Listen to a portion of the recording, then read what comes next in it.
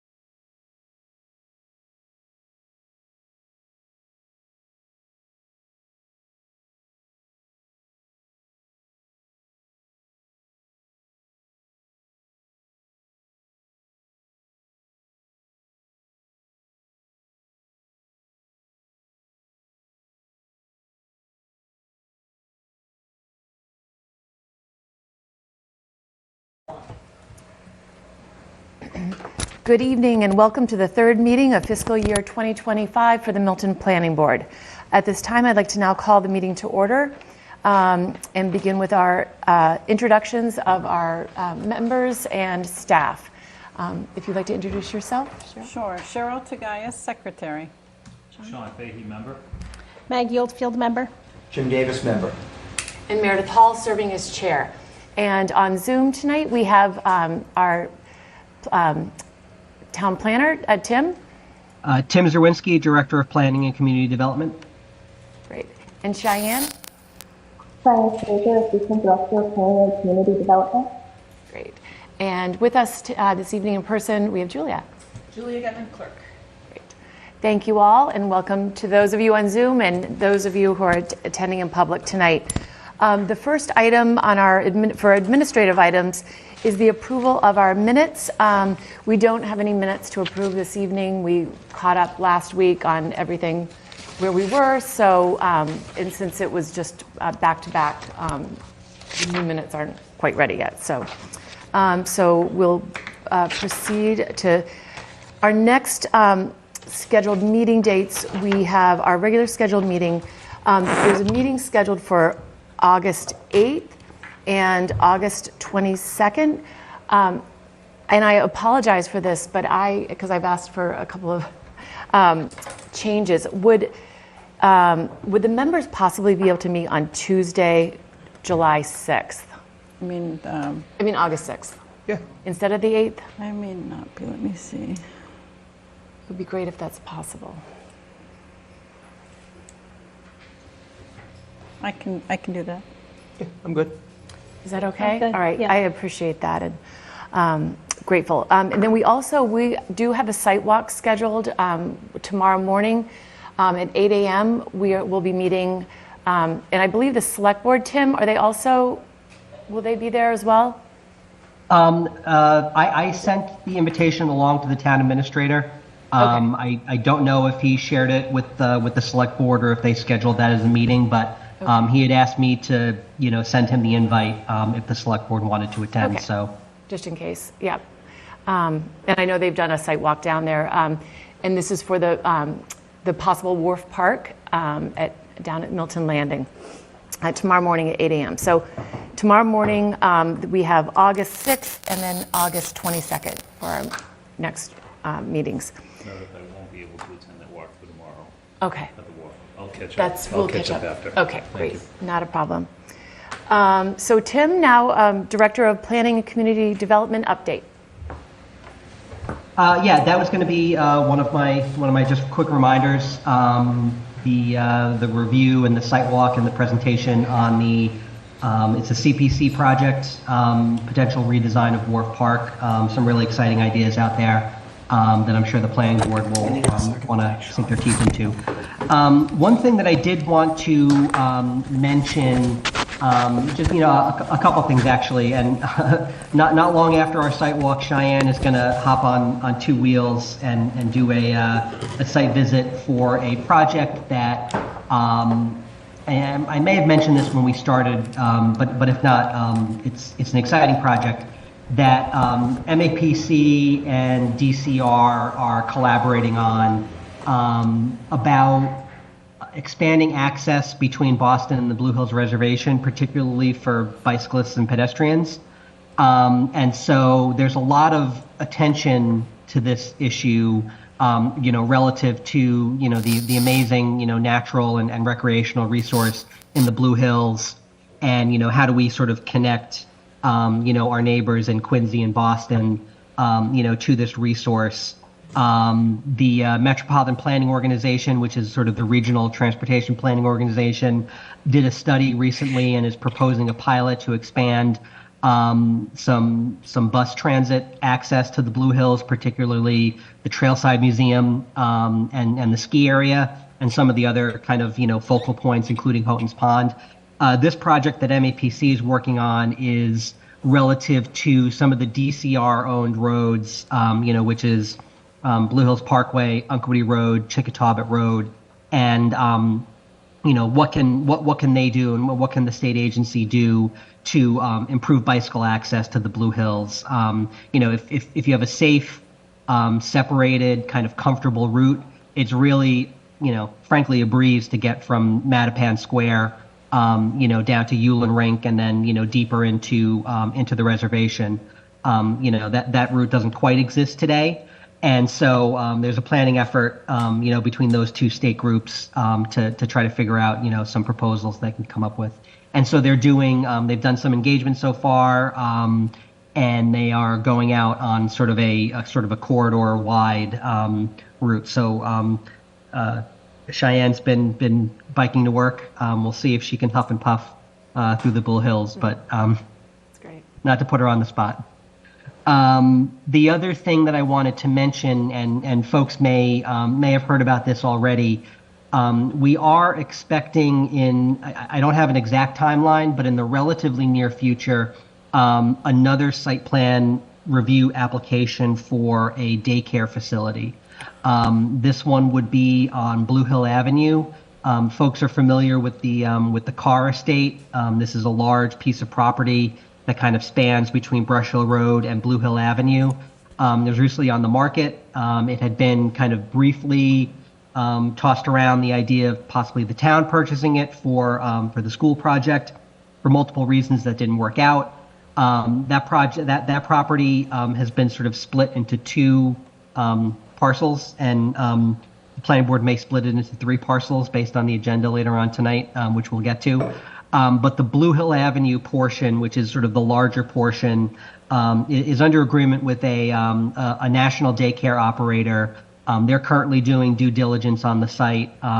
We had a pre-application meeting with them last week just to sort of situate them in the site plan review process, set expectations for what the building inspector is looking for, what the fire chief is looking for. I have kind of pointed them in the direction of the 2 previous kind of large daycare facility applications that we've gotten. And so, again, I don't have a timeline. They are, based on the number of calls and emails I get from the applicant group, I think they're motivated to get moving on this application. So, again, I don't have a timeline, but, probably before, the end of the fall, we'll see an application. So this is, and just to situate folks, it's kind of adjacent to the address to the south is 711 Blue Hill Ave. This property doesn't quite have an address. It's just sort of a 0 Blue Hill Ave. But I think folks are familiar with the property, or at least where it is on the map. So, stay tuned for that. They'll be going through all the normal technical review process and everything. We'll make sure that any application that gets to you is complete. And, you folks are pros at this point. So, hopefully, it's a nice, smooth hearing. That's all I've got for now. Cheyenne, I don't know if you had anything else you wanted to share. Nope, my only update is for the site visit tomorrow. All right, thank you. Great. Thank Wait, you. Can I ask a question? Yeah. So about the bike plan, so as you recall, when the bike plan, master plan came here, I voiced my concerns about the bike plan, and my neighborhood voiced concerns about the bike plan, because in the plan, they've suggested making, Harlan Street one way. They've suggested making Unquity wider to accommodate more bikes. So that means adding impervious surfaces and cutting down trees.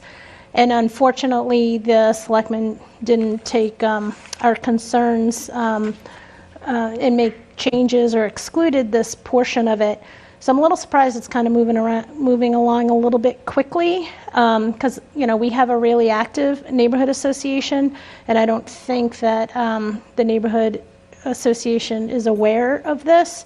So I'm wondering, can anybody join this this walk or bike tomorrow, and what time is that at? It is starting at 10 in Mattapan Square, and then kind of moving south.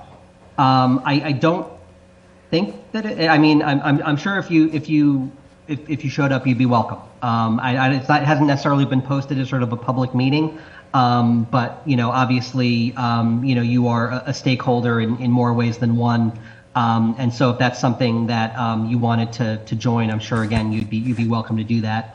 I'm making a note now, and Maggie, we can talk about this offline, but I will encourage the MAPC team to reach out to the Hillside Neighborhood Association, and we can figure out what the best point of contact. It might be you, but otherwise we'll make sure that they do that outreach.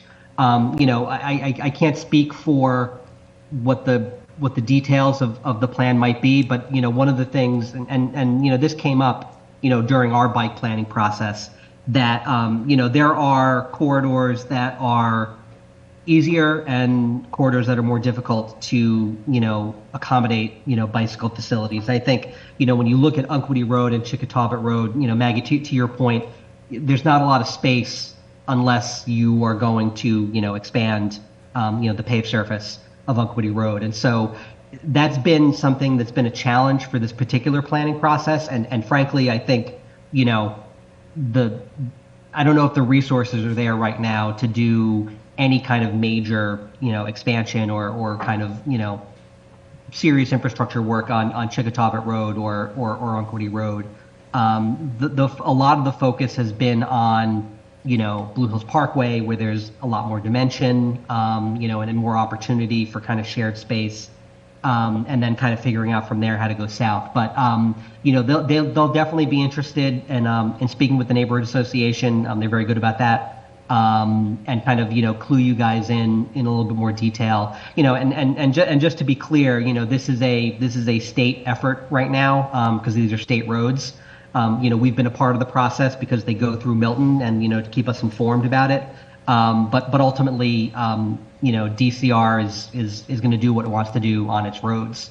You know, obviously we'll want to make sure that, you know, all the stakeholders, you know, in the area, you know, are apprised of plans and have a role in kind of forming those plans. But they would wind up being the point of contact there. So I'll shoot a quick message to you, Maggie. We can deal with this tomorrow, and you know, we'll make sure we get a good point of contact for the Hillside Association. Okay, because that was one of my concerns, was I feel like no neighborhood was aware of this plan, and even if you go online, I don't think the bike committee has any minutes to access.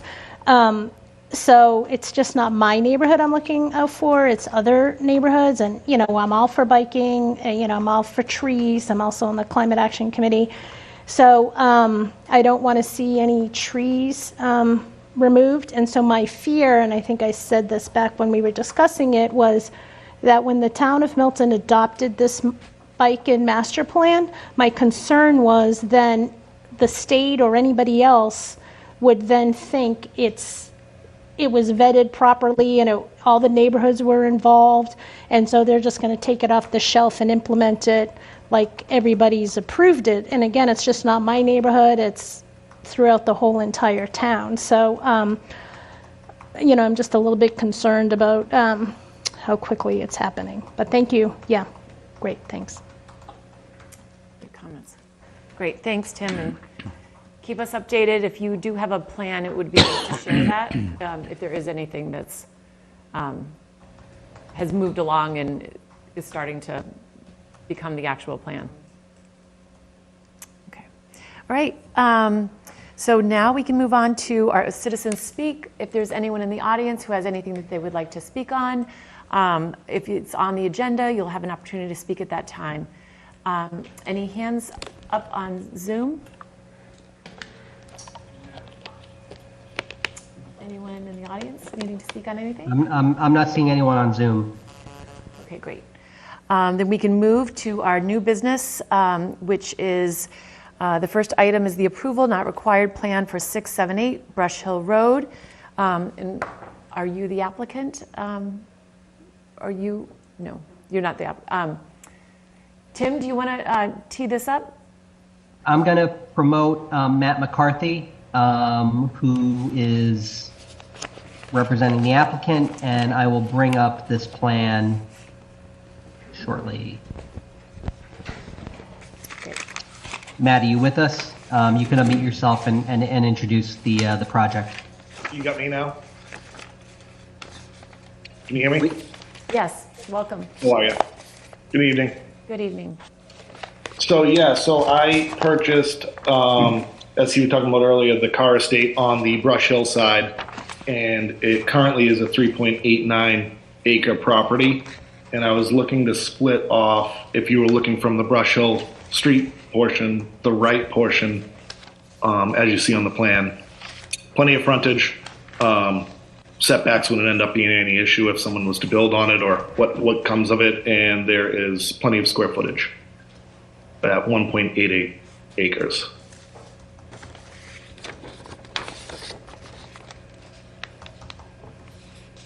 Okay. It's at So 1.5 for frontage right now. Yeah, so this plan, you know, both lots meet the zoning frontage. Both lots would be 80,000 square feet in the AA zone. Matt, do you actually know if you're in the AA zone or It's zone? Resident A.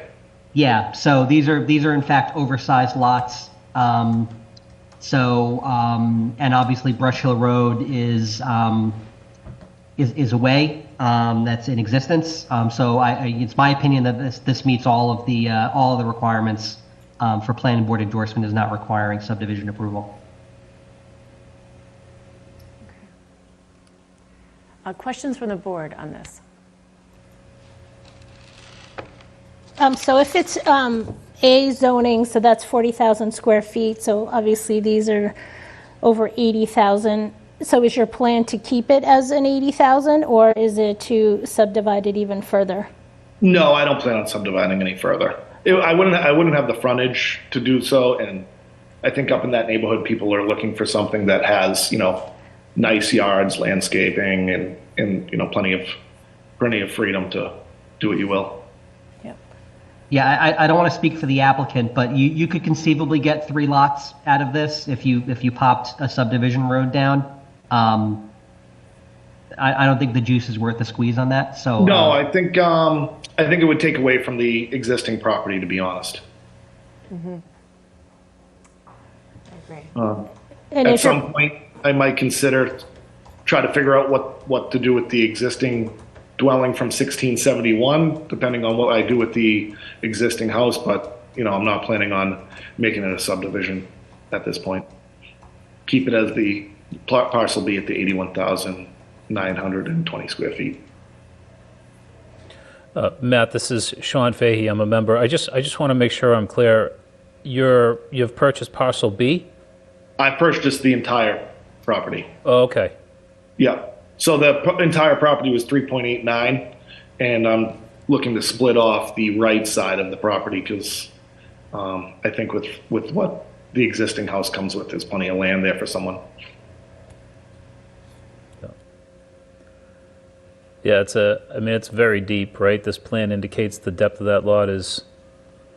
Yeah, it goes way back. It goes right up 520. back to the acres that you guys were talking about earlier. Yeah. I mean, there's trees and trees back there that I don't even know where the back line really is with looking at it on the property until you really get in there.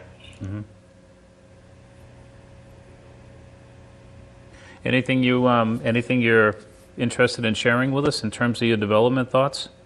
I'm kind of, to be honest, up in the air.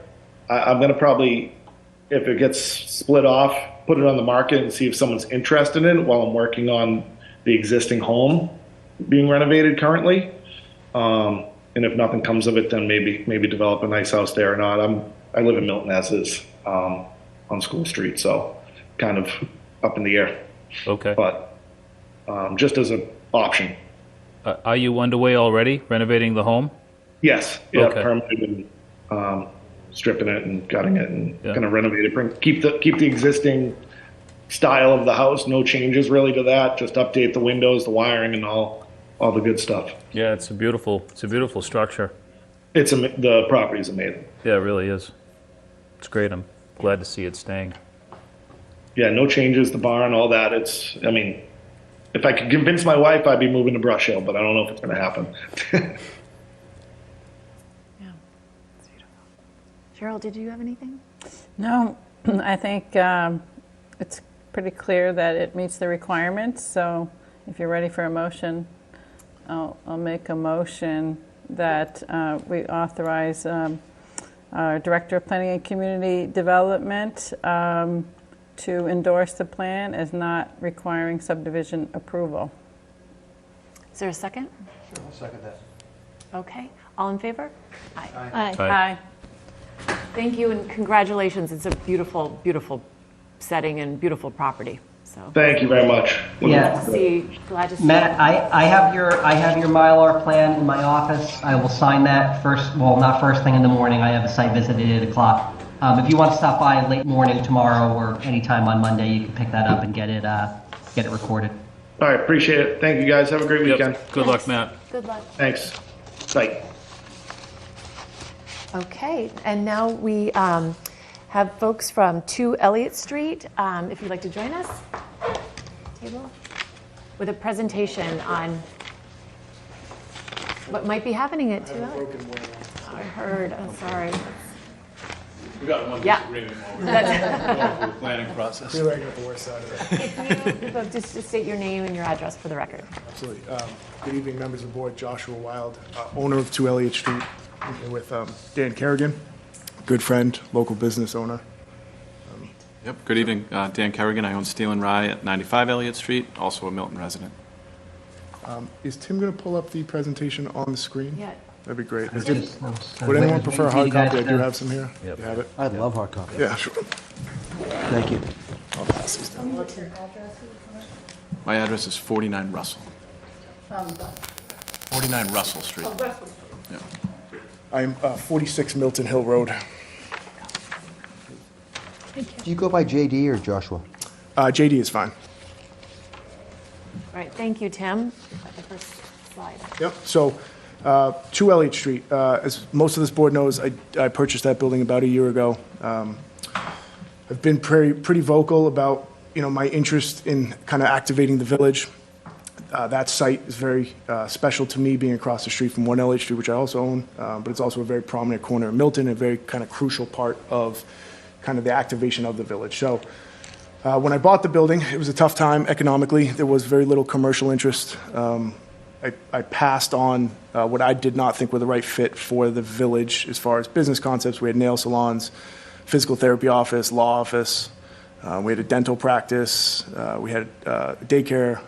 All of those I thought would be great, but truthfully, I think we needed more community-based, experiential, kind of foot traffic businesses.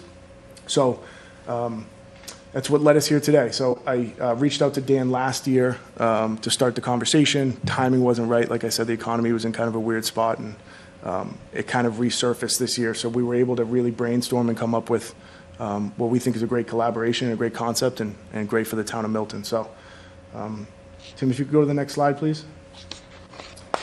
So this slide is just to kind of refresh everybody on the proximity to the T, and just kind of letting everyone know it's on the corner of Adams and Elliott. If you're not familiar with it, I assume most people are. It's a pretty prominent corner in the town of Milton. So, go to the next slide, Tim. This is where we start to work towards visuals. I'm going to walk over here if you guys don't mind. So, what this is... You need to take a microphone with you, please. You can hold that one up. Portable? Yeah. Awesome. So, this is a very early visual that we're showing to the board just to kind of get it in front of you, get any feedback. This is a preliminary presentation. Nothing is definitive at this stage. It's really just the start of Dan and I's collaboration and kind of getting the process going. So please, these visuals are subject to change, and I want to get you guys to see what we see. So right now, currently, the building only exists in this format. Over to the right now, we have a grass area and a red mulched area. It's kind of no man's land. It really feels awkward, and I don't think anybody really knows who owns it. To the front here, we just have red mulch, and around here on the left side, we have red mulch. So our goal would be to activate that exterior. We think that it's perfect seating, it's perfect for the community, it's perfect for moms, it's perfect for lunch meetings. So this visual is meant to reflect what it would look like if you were standing on Elliott Street looking at the front of the building. What we're proposing is a trellis-like structure that spans over the existing grass area, and it'll be accessible from the existing bank entrance right here. So this is more of like a behind the bookstore. We're trying to keep all the same components of brick, cedar, ivy, some of the raw natural materials that were used in our design. And this will be designed to be 3 seasons. So the goal will be to try to come up with ways so that we can have it heated and it can be usable as much as possible. So, Tim, if you go to the next slide, please. This vantage is meant to reflect if you're standing on the corner of Adams and Elliott. So if you were standing at extra space storage, this would be the aerial, and this would be from the ground. So right now, again, this is all just mulch. There's no plantings. There's iron railings. To me, it doesn't feel very approachable, almost feels a little prison-y. Because it was a bank, they obviously were focused on security. We want to make it very approachable, make it very consumer-friendly. So what we're proposing is some level of plantings, whether it's boxwoods or court and steel planters with ivy, some level of plantings to give the feeling of privacy, but also provide like a natural buffer. And then we do want to put 2 tops on this kind of perimeter seating area so that there'll be a way to sit outside. Again, the goal is to take all the dead outdoor space and activate it and make it a functional use for the community. Next slide, please. This is a close-up of the area underneath the trellis. I imagine in this picture it looks a little dark, but I think in my head and what Dan and I have discussed, again, it's more of a cedar, kind of raw wood, less of a steel component. We're trying to keep the brick if you look, it looks like there's good height in here. The goal there is really to maximize the feeling of the space, to make it really feel comfortable and kind of feel expansive with a relatively small space. But there will be lighting, predominantly two tops. And again, it's mostly kind of transient cafe, market type seating. Nothing, no long, big tables or anything as of right now. Next slide, please. This is the vantage just looking out. Some of the design ideas we've thrown around is when we rebuild that brick is get some vintage ads or some way to integrate art into those bigger brick walls so that they feel organic and nostalgic to the area. Next slide, please. And then this again is just another vantage of the space. This is the current handicap ramp there right now, and this is showing how we'll kind of entertain the grade change. So High Street, which this abuts, this is High Street over here, goes up in grade. So we looked at a couple different scenarios. One was multiple terraces, but this one I think actually works the best because it gives the most seating. So this is a lower patio that steps up to an upper patio, and that upper patio would be at the highest point of the lot on the High Street. Next slide, please. So this slide is meant to reflect what the potential for programming is in the parking lot in the rear of the building. So on a day-to-day basis, we would like to have that parking fully usable to the market. This is just meant to reflect what's possible. Dan and I have thrown around some ideas of like summer movie, big screen shot on the wall there, like Jaws in the summertime. We've thrown around ideas of expanding the farmers market down by 88 Wharf so that there's more flow between the two of them, maybe some merchant markets. But we definitely want to use that space at times for different types of community activities. And then again, kind of carrying the theme from the seating area on the side. When you're coming down Adams Street and you look at this side of the bank building, there's no windows. It feels very sterile. So the goal would be to leverage, whether it's mural art or sort of like vintage advertisement, some sort of way to fill that space with some sort of color or some sort of draw to the eye as opposed to just a bunch of red brick. Next slide, please. Again, another vantage, potential food trucks. I know that there's a really cool project being proposed in between 88 Wharf down that little park area. And my love would be if this and this parking lot and that new area can kind of feed off each other and have a symbiotic relationship. So, next slide. I'm going to hand this over to Dan at this point, and he can kind of talk about some of the food concepts that are being explored and some of the ideas. Great. Thank you. Thanks, JD. Yeah, so as JD had mentioned, we sort of kicked around this idea a year and a half ago when he had first purchased the building of putting some sort of a food operation in there. And I think both of us didn't really see it right away. We talked about different restaurants that we could put in that would be different from what's in town, and nothing really fit. It just didn't make sense. And he had come back to me recently with 6 months back, with the idea of a market, and we started talking about, if you think of maybe Ward's Berry Farm in Sharon, they have this beautiful marketplace, inside where you can, there's products there from all different local makers. They're carefully selected. They're high-end products. It's not a grocery store. It's not a general store. It just kind of falls in the middle where you can order a smoothie or a cold pressed juice. You can get a little sandwich or something. You can do a little shopping while you're waiting for your items that you've ordered at the counter. So this idea I really loved because there's that nostalgic general store feeling, that community gathering space feeling. And we've seen how just simply activating the parking lot at Steel and Rye over the last few years has been such an incredible gathering space where folks can walk dogs and just come off the bike path and hang with families, and people really just show up and hang out there, maybe order a cup of coffee and stay for a couple hours, and it's really a nice gathering space. So the idea of building something at the other end of Elliott Street or at this intersection where we're complementing what we're doing at Steel and Rye. So, the bakery has been wonderful, but you can only eat so many chocolate croissants in a week. And so the idea of being positioned really between Muscle and Flow and Higher Ground Fitness and the wellness studios on Adams Street there, the yoga studio, the Pilates studio, all of that. And the bike path, people can sort of flow out of those places and walk. You know, you've already driven down there and parked to go to a class or parked to go to the gym for an hour, and now you can walk over and order something fresh at the market, do a little shopping, get a couple little things. There'll be great things for the kids, and then enjoy something outside in this outdoor space. It just really clicked. And as JD just said, you know, my first reaction when I kept looking at this building a year and a half ago was, it's a fortress. It has these wrought iron railings. It was built to be a bank, and it's so intimidating. It's not hospitable.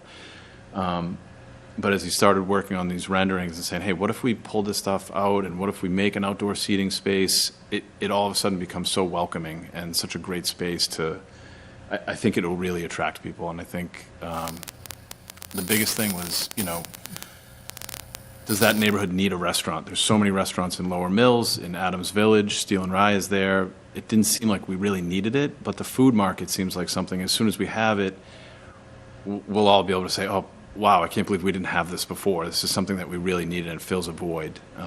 And I love the idea that it'll be different from Steel and Rye. We'll offer completely different products and do something that's complementing to the community or to the neighborhood. As you can see in the photo, some of the products, I think some percentage of what we're serving there will be made on site. These are things that we'll make, and there's a group of, you know, a small group from Steel and Rye that will be involved in this project. Our director of culinary, who oversees our bakery and both of our restaurants, will be involved. That's Brendan Joy. He's a Milton resident also. Tanya Lee Taveri is here. She's director of operations for our bakery, so she was really instrumental in launching the bakery. She came on board a few years back when we were building the bakery, and she comes from Flour Bakery, where she had opened 7 or 8 stores for them, and she's now a Milton resident also, and is going to help really with the logistical end of the retail operation and just the staffing and organizational structure of it. And Julie Roach is in the back. Julie, also a Milton resident, has been with us at Steel and Rye since the beginning, and she manages all of our financials and human resources, and she'll be doing that role at the market as well. So really nice to have a core team between JD and myself and the 3 others from our team at Steel and Rye, all Milton folks, which is pretty cool. The other part of the products that I didn't really touch on is that we really see an opportunity to bring in, you know, whether we can do a flower and garden stand on the sidewalks on the weekends or in the back parking lot, and bring in, you know, other local vendors that can showcase their products with us, or maybe feature local coffee roasters and they come and do coffee roasting on the weekends, or farmers that we work with through the restaurant come and showcase their products, things like that. That's the part that is really exciting to us. I think that's it. Yeah, I mean, one of the things that's always been important to me is having healthier, lighter, quick service kind of food options. I think as a town we lack that. You know, losing plate, you're really left oftentimes with Starbucks or something like that if you just want to be quick. And for someone like myself, being in the fitness industry, like it was one of the first things I said to Dan was we need more quick service, healthy, light food options, no commitment. And I think Dan saw the vision right away, and he's got some really good ideas. And I think again, it's just kind of an ecosystem we're building down there where I think everything will feed off each other and encourage more strollers and foot traffic and family and lunches and more bike path usage. I think it's really exciting. I think Dan's a great operator, and I'm excited that he's interested, and it's a good collaboration. So. Any comments? Yeah, I actually have a question. I have 2 questions, really, one for Dan and one for JD. In terms of the offering, Dan, do you see it working a little bit like the bakery, where we go in and we often order something, you're seated, one of your staff brings over whatever? Is it that kind of a? Yep, it'll be counter service, so you order at the counter, and then we're imagining a few seats inside. We didn't get to floor plan yet, but maybe a dozen seats inside. There's an existing fireplace in there, so we're talking about activating that and having a little lounge area, maybe a book wall or something where people can grab a cup of coffee and read or hang out. But yeah, order at the counter and sit wherever you like, inside or out, and we would just call a name. Definitely not as we talked about what is a market, because markets can take so many different forms, it's not a restaurant, it's certainly not a grocery store. It's really meant to be something in the middle, but non-committal, quick service, something you can pop in if you have 5 minutes after the gym, or you can meet a friend there and hang out for an hour, and do either one of those. Do you have a thought with respect to the outside areas? The outside areas look great. Do you have a thought in terms of being able to utilize them outside of the summer, spring, fall season? Or, do you think covering and enclosing, is that part of the thought process? It's tricky. I think, when you get to February, March, there's just months in New England that it's tough to be outside, so I think we can expand and grow on it as time goes on, and if it's successful out there and people are really looking for more space outside in the winter months, we can there's always ways to do that for sure. Yeah, sure.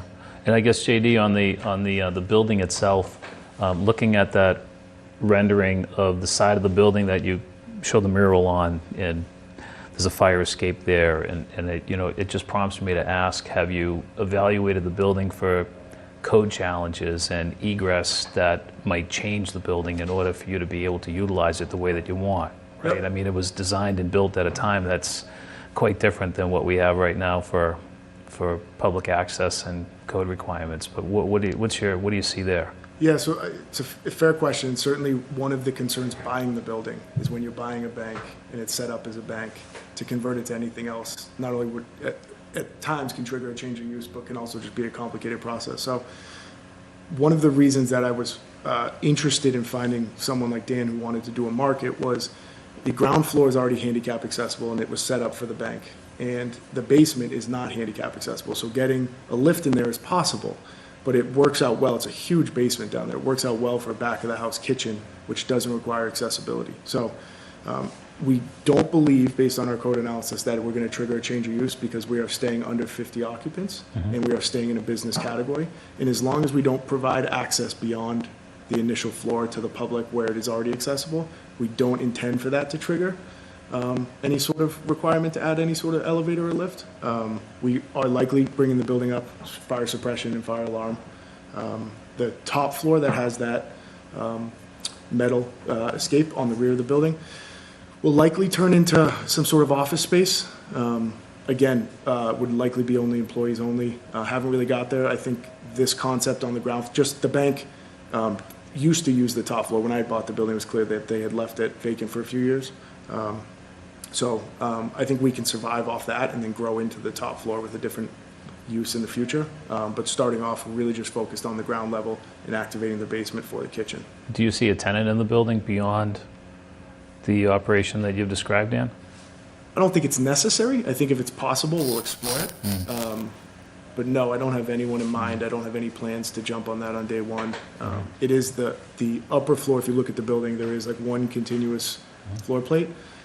Probably hasn't been updated for 30 or 40 years. It needs a bit of work. I don't know if the investment of money and time is going to justify the return of someone not being able to really have a high demand of people coming through. So I could leave it vacant with this concept. The way we've kind of structured this and the way we're thinking, it's the level of success we intend. I think it'll do fine. If you had complete control over your timeline, what would it be? Remember, you have a magic wand now, JD. So this preliminary presentation is very big for us. It's our first disclosure of the concept to the public. It's kind of cementing the positive reinforcement that this is something we should start investing sums of money to make it a reality. So I would like to think that by the end of the summer we would start to compile a bunch of the documents that are required for our formal site plan application. This triggers review based on the alteration of the 800 square feet in the business district. So I have to get a little bit of clarity on what documents are going to be required for your approval. But best case scenario, I think we're getting a permit by the end of the year, and if we could be open by next summer. The bank, as you know, is a beautiful space. It's in really good shape. That ground floor, there's really, we're exploring. It's an existing 12-inch concrete slab. We're exploring polishing the existing concrete with like an epoxy floor, leaving all the heavy woodwork, leaving the fireplace, leaving the vaulted ceiling. So it's really just paint, cosmetic, and then the kitchen is the larger part. So the mechanical design of the kitchen will take some time. The building of the kitchen will take some time. But as far as getting that retail floor and the hardscape outside, in my line of business, that's relatively light work. It's the basement and the kitchen I think will be a little bit of work. Yeah. It's an exciting concept. It'd be really nice. It'd be a great investment on your behalf and Dan's behalf. Yeah, it'd be great. I like it. Thank you. Yes, Cheryl?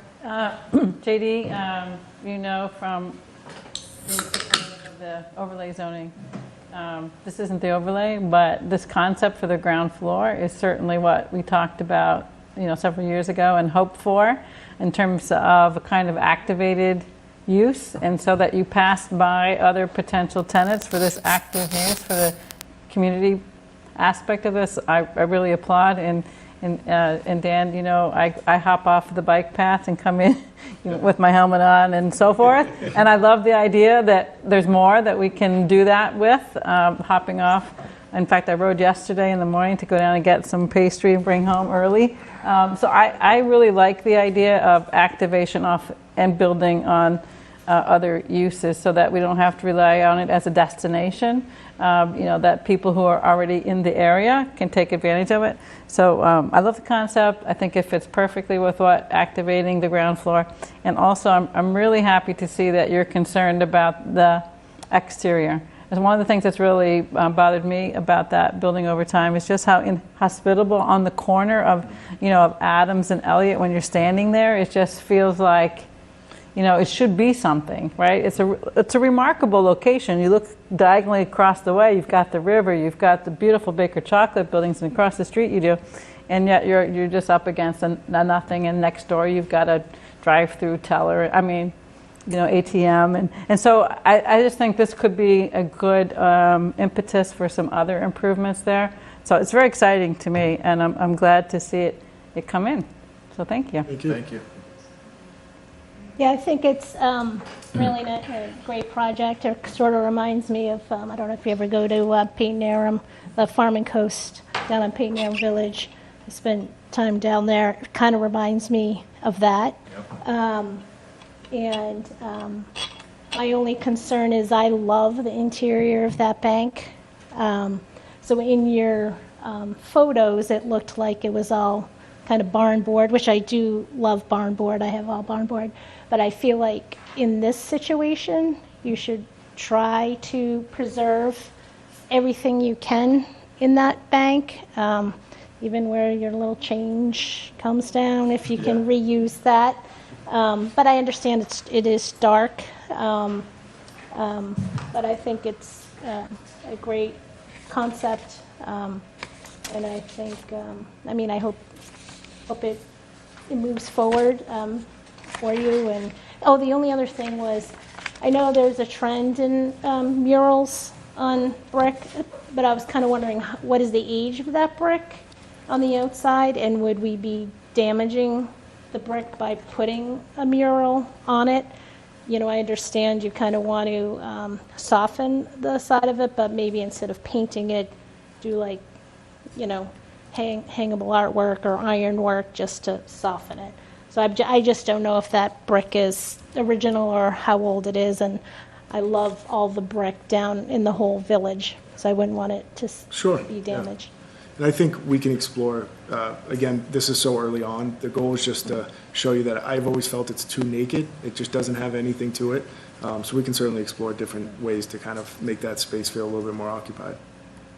The image also with the barn board is an existing market in Easton, which is just a good example of the types of products and things. But we've talked extensively of what can we do with this wainscoting. The walls inside of the bank are so beautiful. Need to lighten them up a little bit, but keeping that wood is a high priority for sure.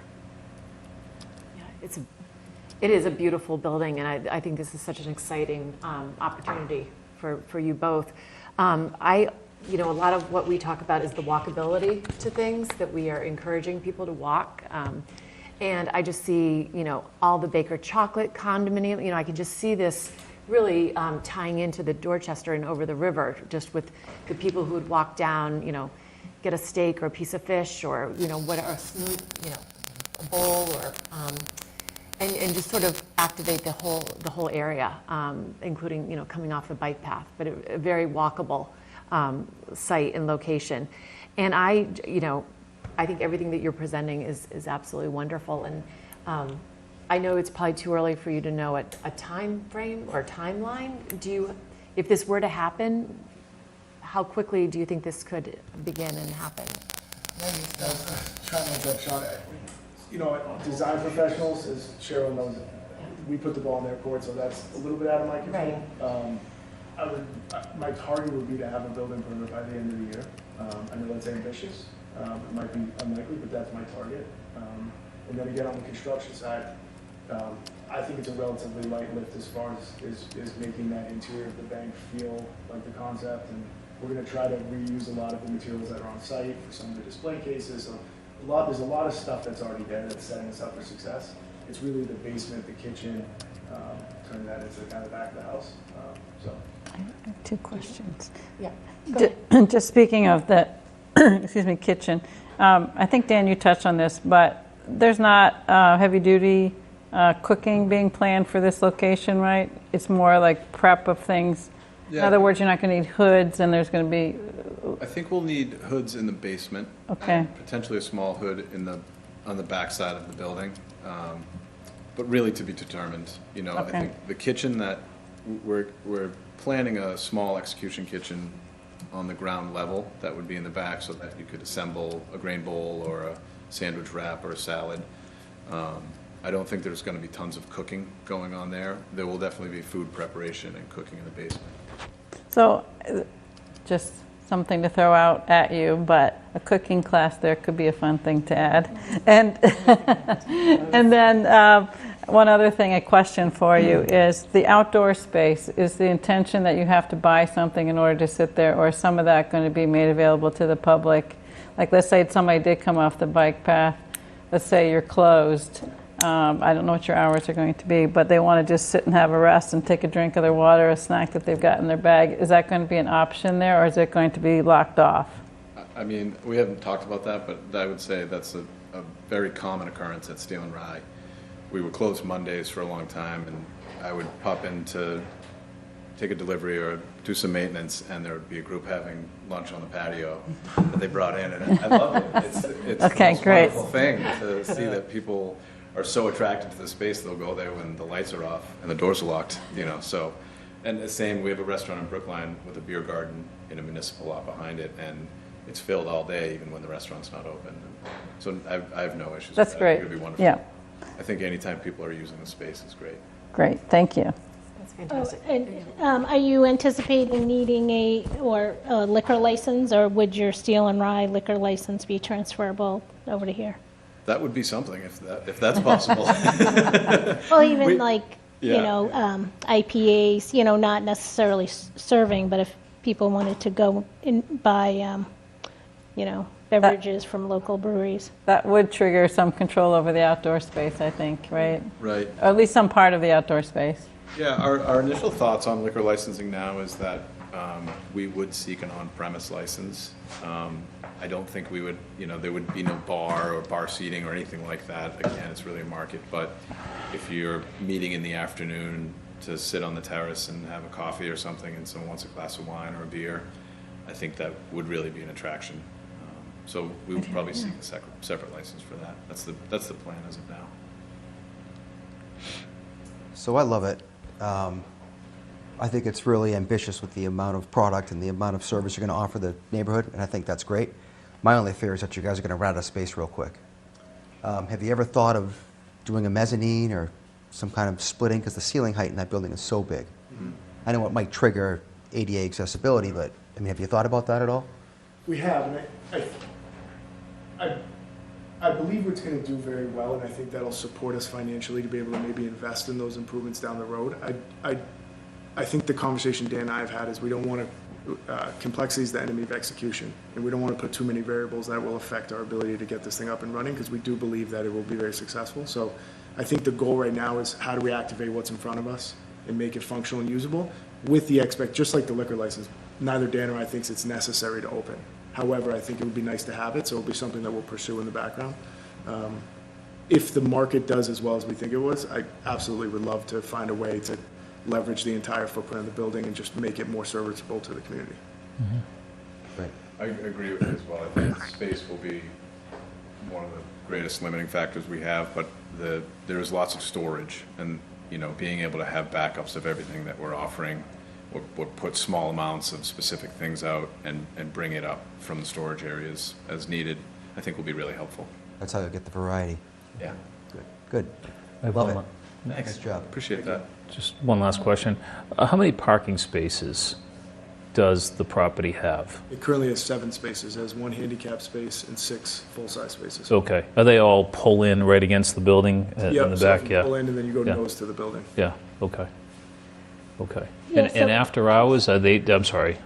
After hours, is it just a free for all with those spaces? I can't remember how it was with the bank. Does after hours, did people just park there if they wanted to? Yeah, so the parking lot is private, obviously, to the building. So Yeah. are we going to have someone monitoring and preventing someone from parking there after hours? Probably not. Yeah. I know when the bank closed, when I purchased the building, it was like a town parking lot at that point.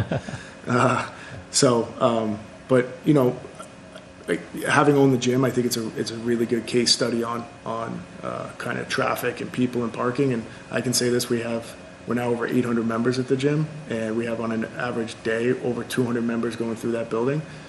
And in the history of going to that building, I've never once had trouble parking on LA Tree. Even when Dan is at peak capacity and we're at peak capacity, the top of the hill there always has available spaces. So That's great. between the parking lot and the transient nature of this business, Yeah. we expect a majority of the people coming through to grab something to go.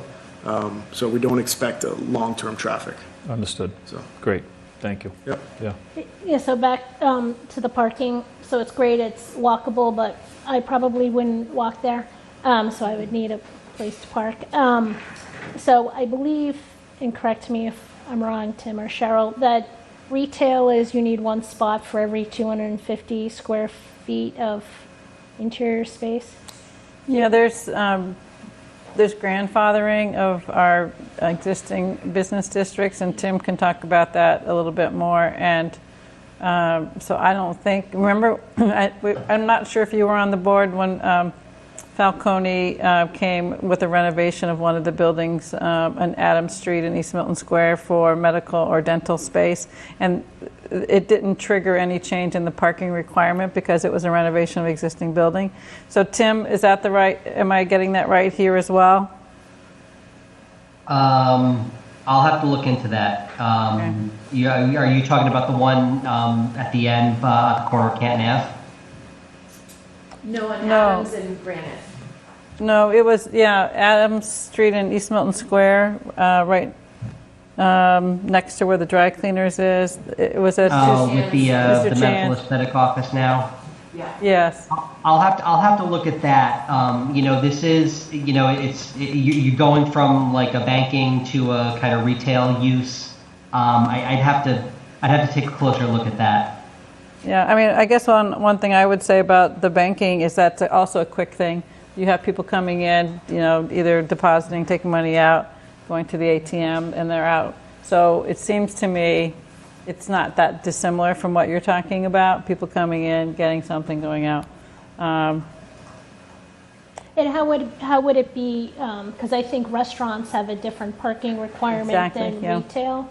So how does that, not that we have to answer that tonight, and I don't think that's even, I think that's a ZBA question anyway, maybe. But, I'm anticipating that you're coming in under the business zoning here. Correct. Which the business zoning parking requirements, it can't be met, in Milton Village, nor in East Milton Square. And so then the question is, this was a functioning building before, and you had people coming and going to the bank. And as JD said, like there's been adequate parking when it was a bank, and the gym was there, and the restaurant was there. So, and the other businesses. So I think what we did talk about in the overlay was not assigning any of the curbside spacing sort of to a business, like not assigning it to the gym or to the restaurant, because you want these things to turn over and you want there to be adequate space for all the businesses. And, like if you park on Wharf Street or in that little parking lot there. It's very close to cross over here. And there's a lot of parking on Adams Street too. So I think like this location, maybe people aren't going to park on Adams to go down to Steel and Rye, but I think this location they could park on either street or in the lot off or curbside on Wharf. So there's lots more options for this, I think, location in terms of the parking. Or High Street even, right? So. I think one of the challenges just with respect to that is, and again, like I said earlier, I love it. I think it's great. It'll be terrific. But the people that came to the bank, they were quick turns. They're in for a quick transaction and they're gone. If you do to the space anything like you did to Steel and Rye, there's a percentage of the people that aren't going to come and leave quickly. You know, we all like to come and enjoy, and being in the atmosphere is what makes the experience what it is. So that'll be a little different from the typical bank customer that you were describing. They're in, do a transaction, get in the car and go, you know. Not everybody, and I think you got a great idea here with so many of the walking distance fitness concepts that are down there. I can see exactly what your vision and Dan's vision is, leaving a Pilates class and going in here to get a smoothie or whatever. I see it all day long. But I think a lot of people are going to get excited about it and just want to come down and weren't going to the village for another reason. But those are hurdles that you can get over. You know, I'm not saying you can't. It's just I think there's a distinct difference between the type of traffic that went to the bank and the type of traffic that would go here.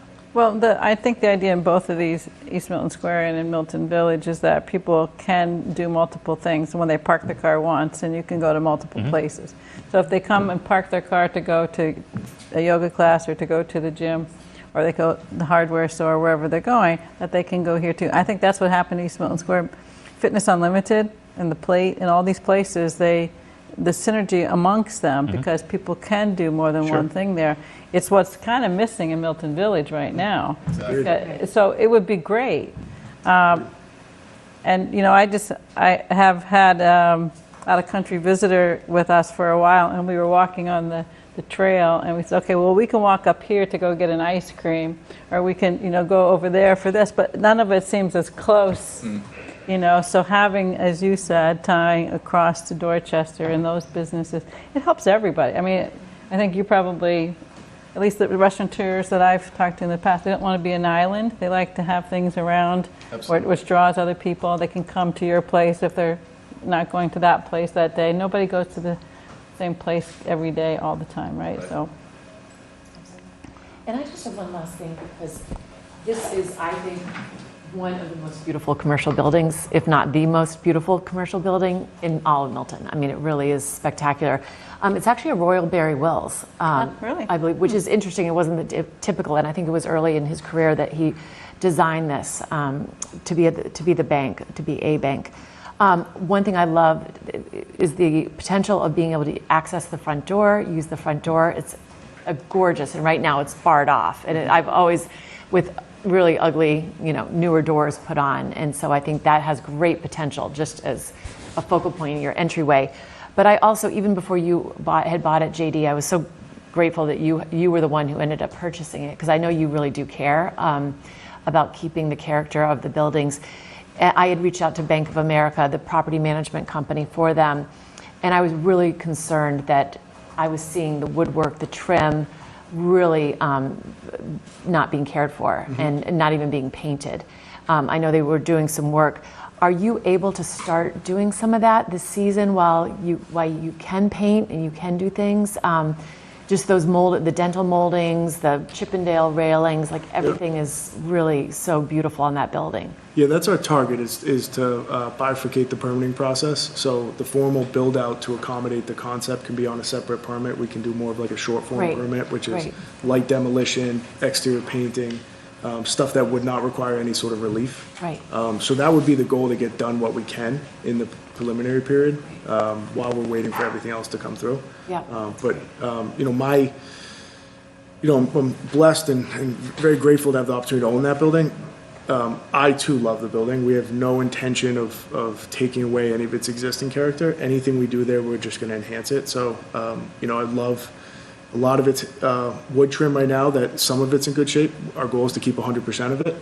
it's hard to determine right now if all of it can. If it does have to get replaced, it will be replaced in kind. Right. So Exactly, it'll look exactly absolutely. the same. And they It's just- make, yeah. Yeah, it's, my hope is to keep, the slate roof. It's in pretty good shape. It does need some repairs, but we would replace it with slate. We're not going to take it off and put a composite product Great, on. that's great. Most of the copper flashing, we would try to reuse all copper for all the flashing.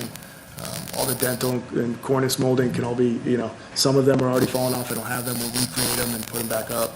That's great. So, that part, we would like to get a jump on that. It's one of the conversations Dan and I have is like, let's get the space cleared out while we're waiting so we can start laying things out and visualizing and stuff too, so.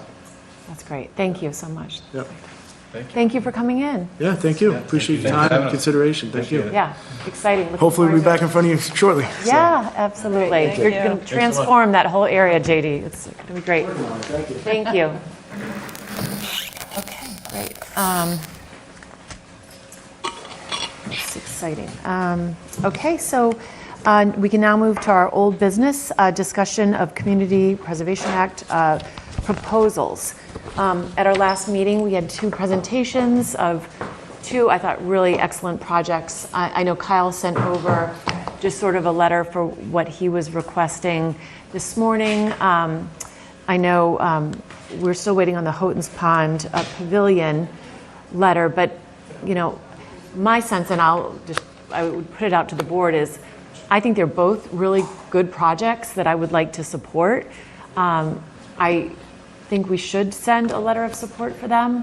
But I want to be very sensitive to what we will be asking with other projects in the future of Tim and Cheyenne and the staff as far as, I don't want Tim having to sit there and draft letters for CPC. I really think ultimately the committee, the CPC committee who will be studying this, we trust them to make the ultimate decisions on this.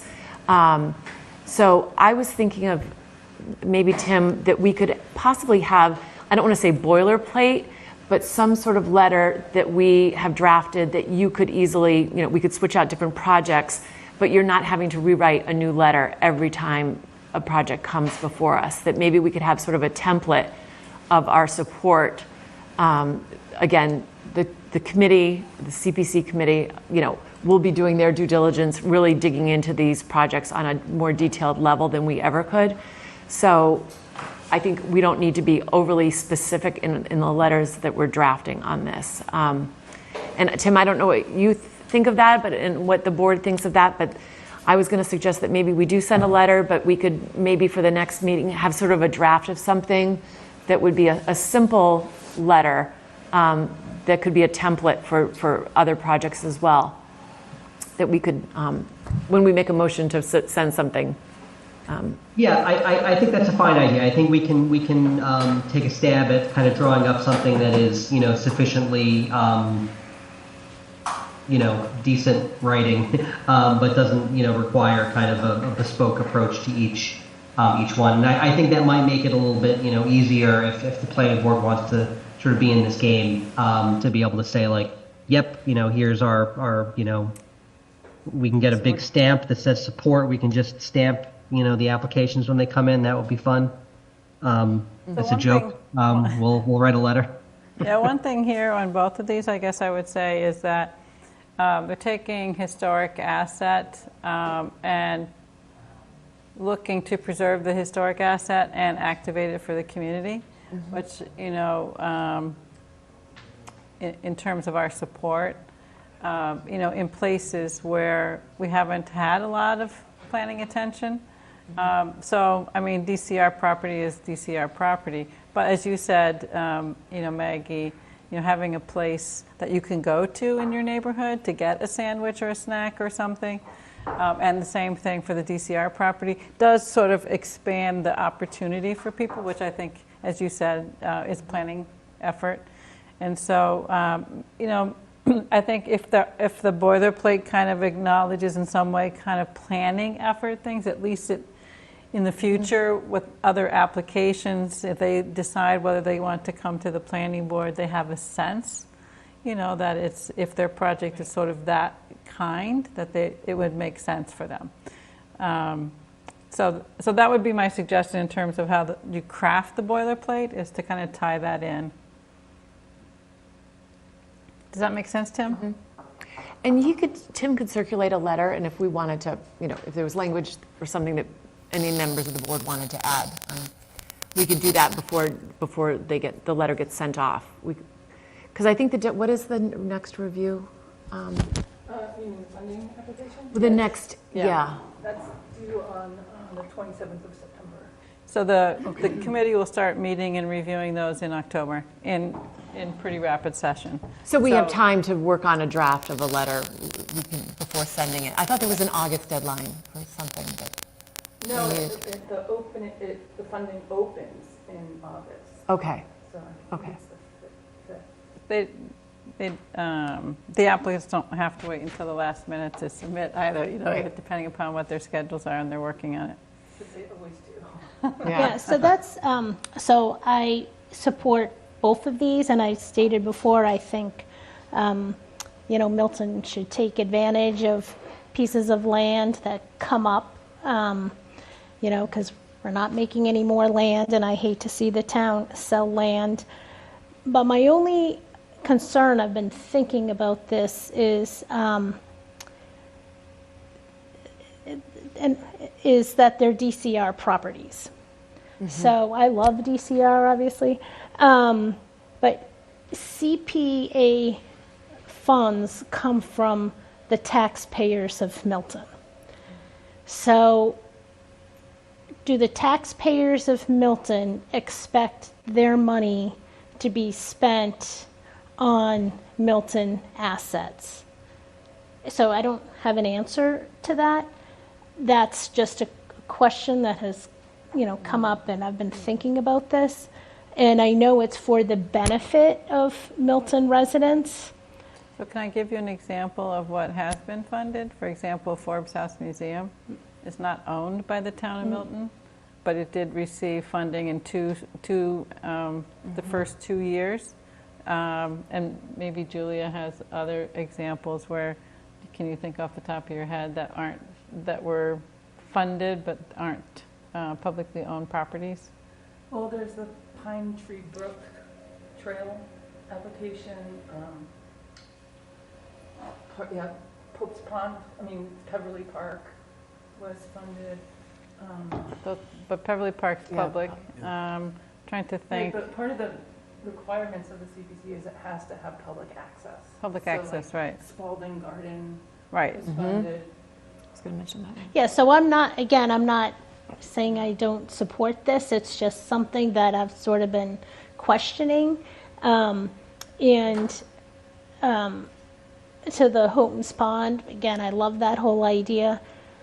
But what happens he said he only had a 5-year lease. What happens if they don't renew that lease to him?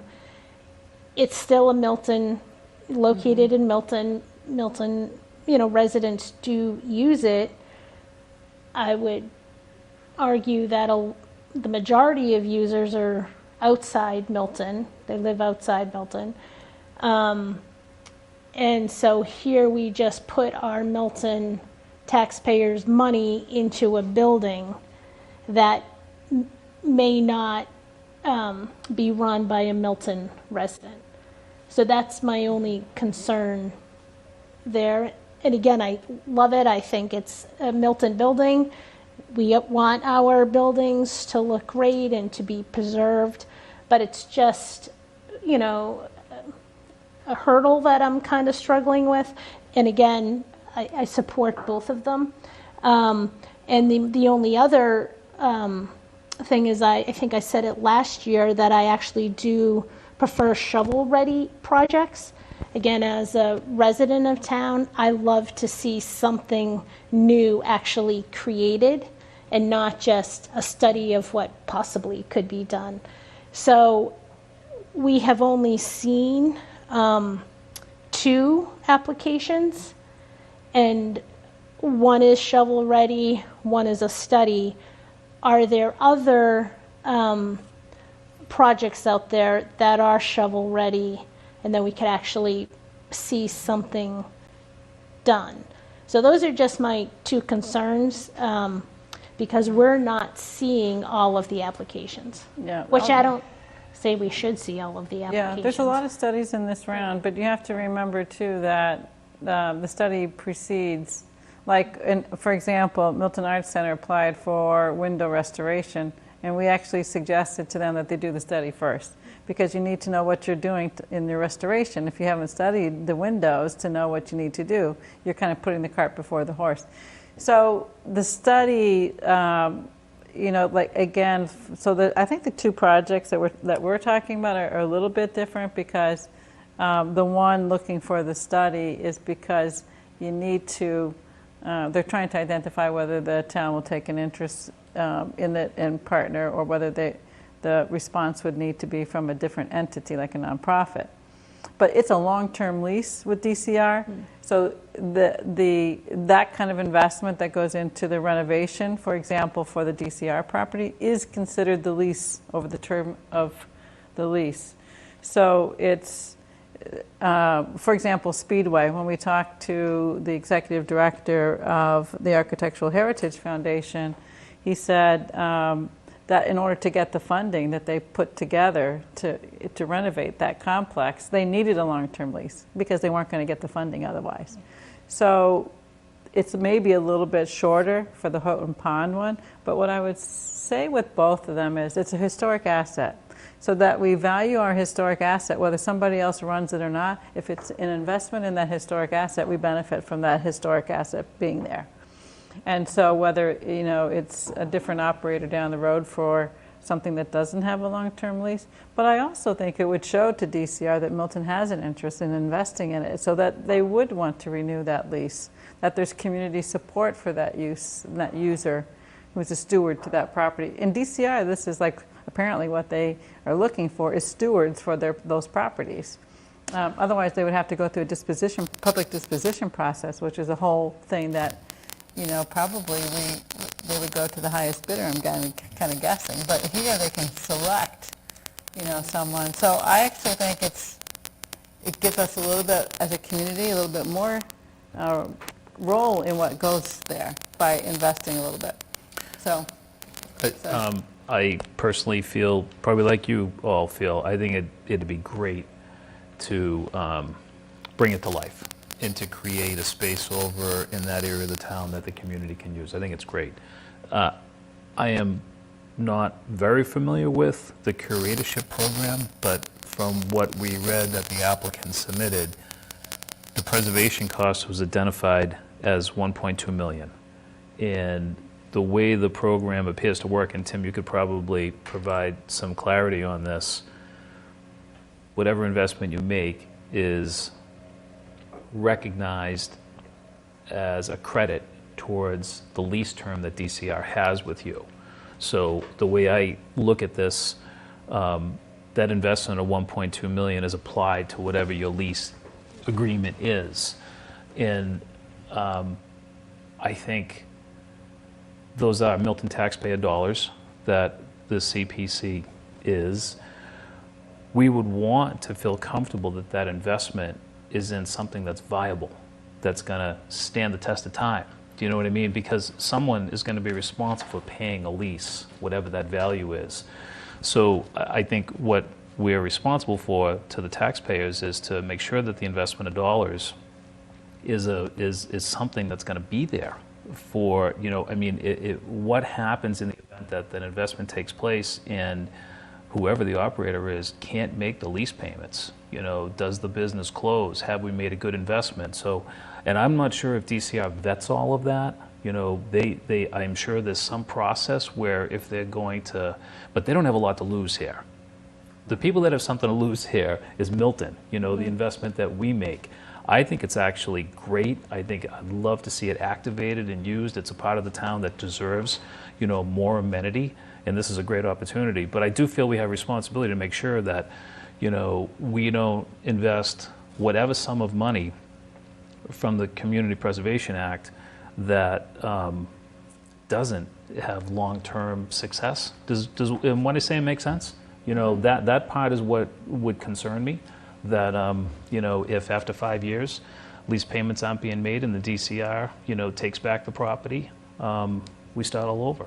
And especially if the town of Milton is looking to use it for the benefit of the town of Milton. And so maybe, I was watching the Selectmen's meeting the other night, and all of a sudden the schools are short $500,000, and we're also looking for an operational override. And again, I am all for the town of Milton getting that piece of property.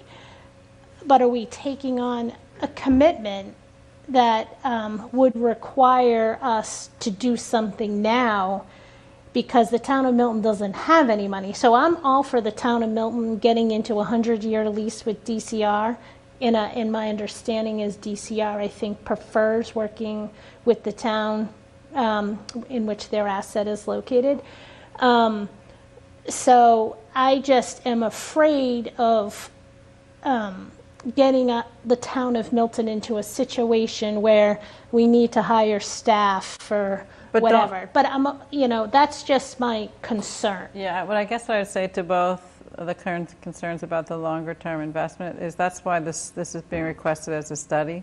So to your point about whether you like study Sure. or shovel ready, it's not shovel ready because Yeah. you need the study. And it may be that the study, comes back to say, okay, it does, there's this financial risk to the town and you'd have to mitigate it. I do know from the conversation with, the executive director of the Architectural Heritage Foundation, I asked him how long was it from when you were designated to when you actually were breaking ground and opening, and it was actually years because they needed to work through all these details. It's a beautiful place. I mean, if you can get over to see it, if you haven't, that used to be stables, for the predecessor to what was DCR for their horses. NBC. Yeah, and it's amazing, and it's very attractive now for that community in Brighton. I understand, successful, but it took a lot to pull it all together. So this is the first step, and if it's sort of a grassroots without expertise, they're looking for some help with the expertise. So to me, this is where.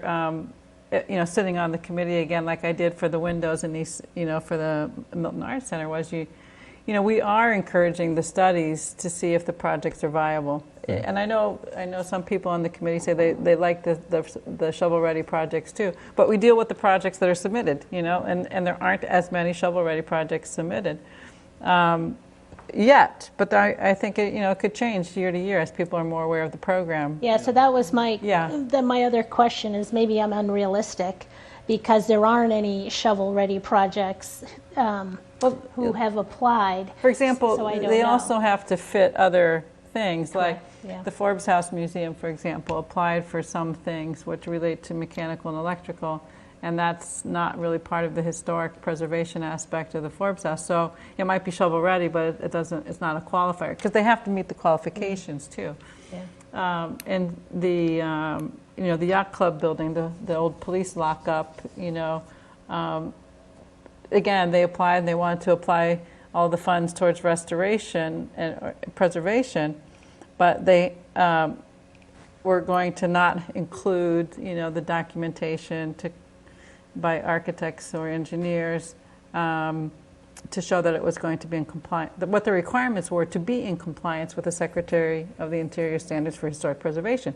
So we said, well, you kind of need to do that so that, you're making sure that you're going to meet that requirement, because that's a requirement too. So this is where shovel-ready, okay, you could say, well, that building needs a renovation.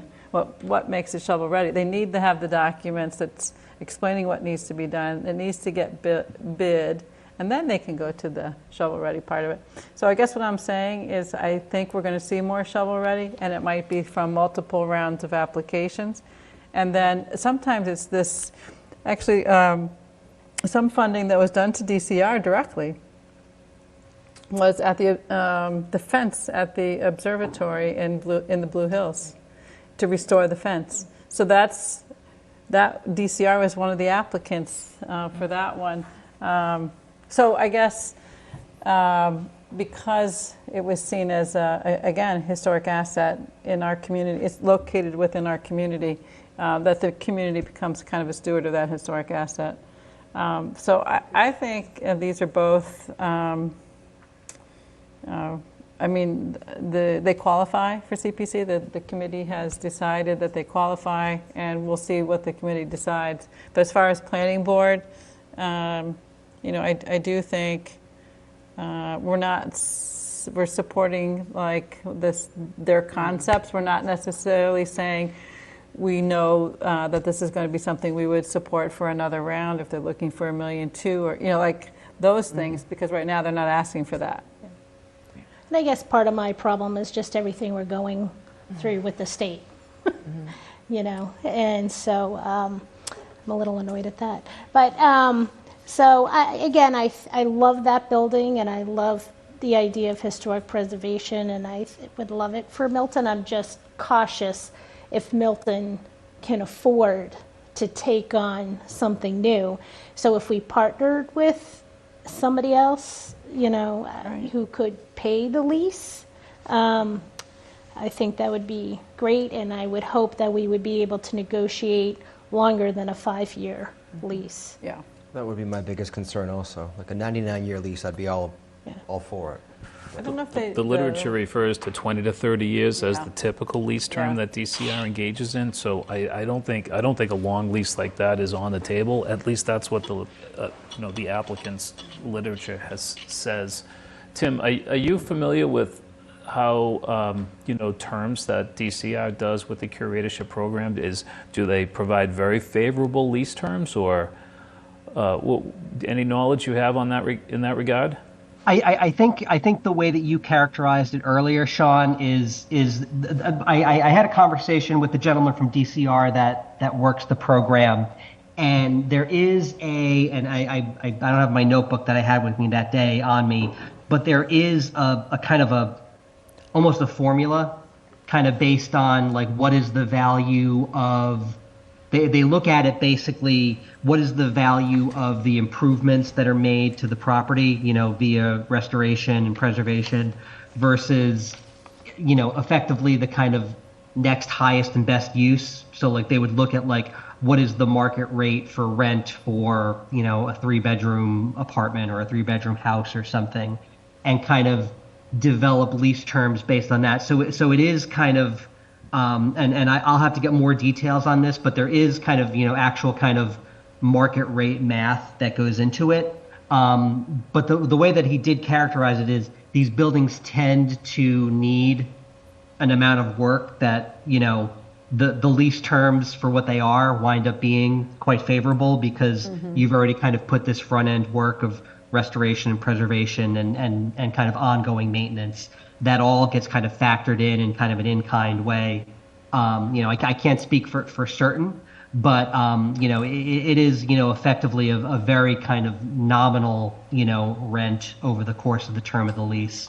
Now, in terms of the length, you know, that's another thing we'll have to follow up on.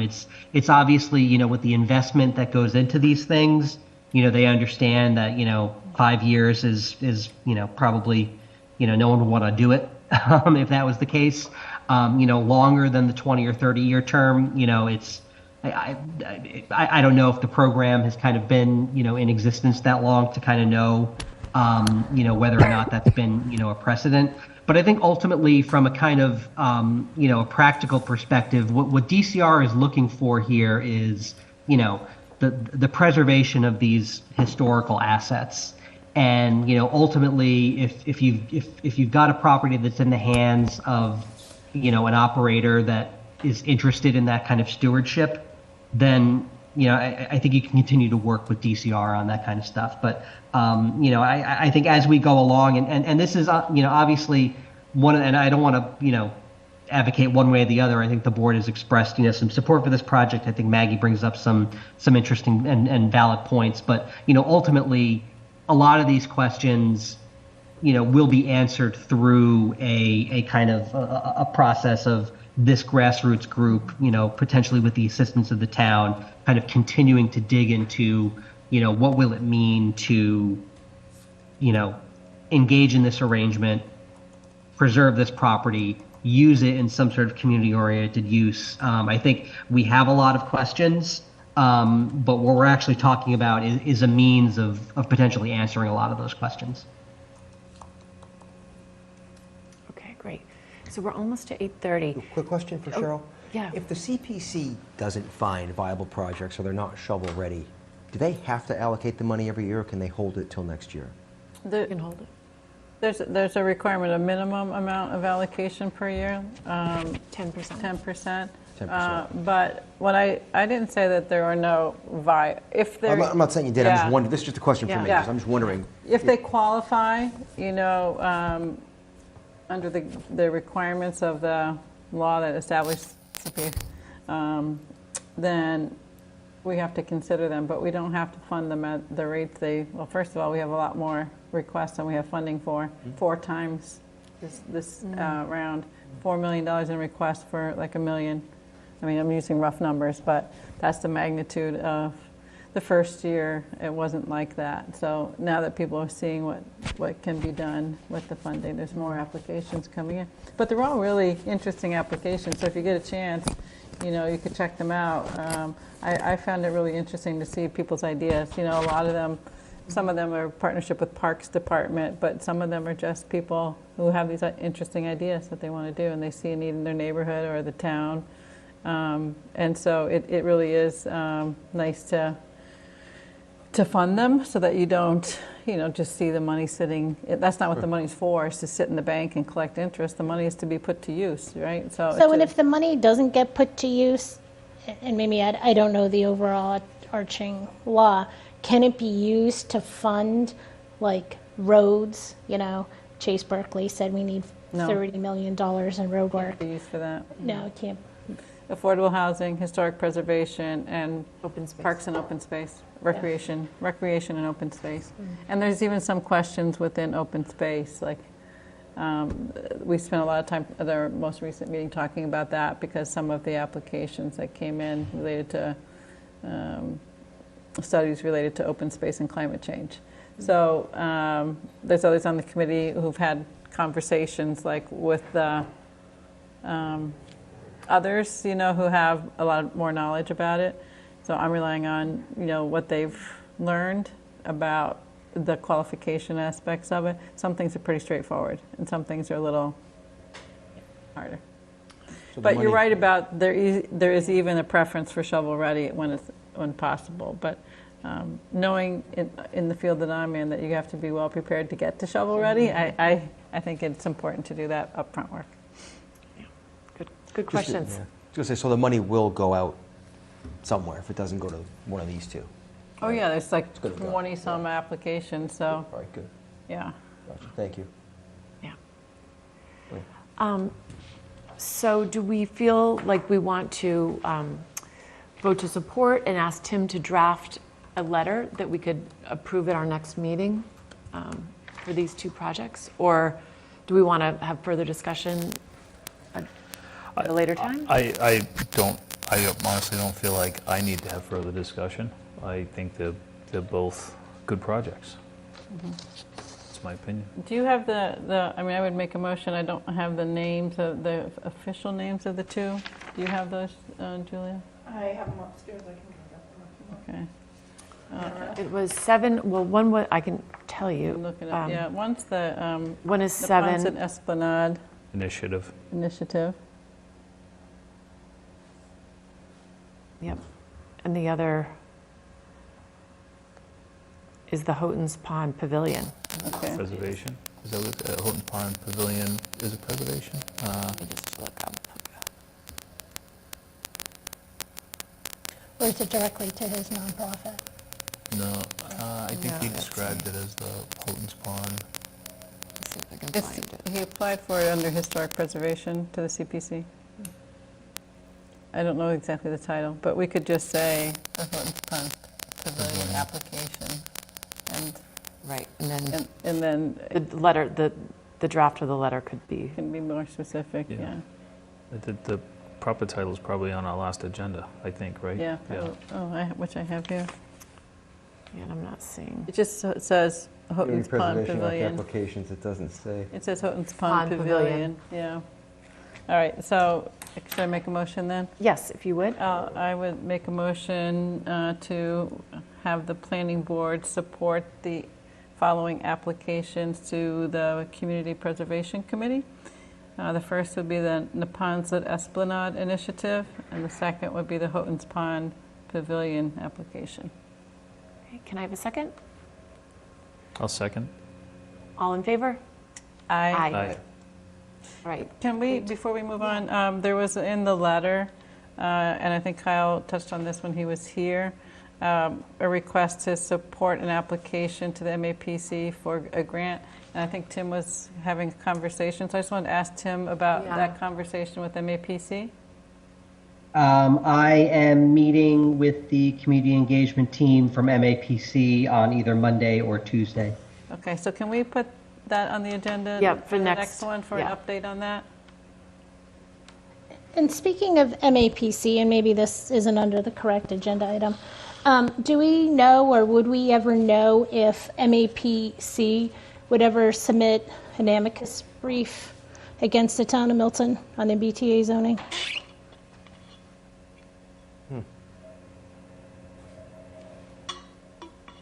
That I don't know. So they wouldn't notify us if they did.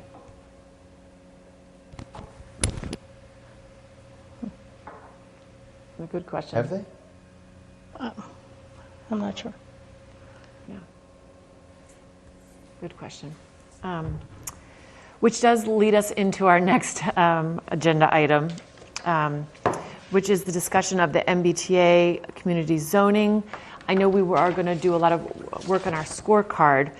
Before we do that, there's a gentleman in the audience who had asked to just address the board, and this might be a good time to do it earlier rather than later. So if there's questions. Good evening. Hi, Tom Doherty, 247 Adams Street, and actually 58 Churchill's Lane, both sides of the property. Thank you. Last week, we had a discussion, the board had a discussion of the topic of Milton as an adjacent community within, the definition of Section 3A of Chapter 40. And also discussed that there are 37 and a half acres of developable station area within the Milton boundaries that are also within half a mile of the MBTA commuter rail stations at Fairmount, Reedville, and Blue Hill Ave. That's really, I think, important and helpful, and I hope that next there could be, and I think we discussed it, a document or whatever, the development of a few things. One is the number of developable acres within each of those three areas that are within themselves half a mile of the respective station. That way, then, that will indicate the total number it's the subtotal within each of them of the 37 and a half. And what the actual parcels are by address and by square foot of acreage.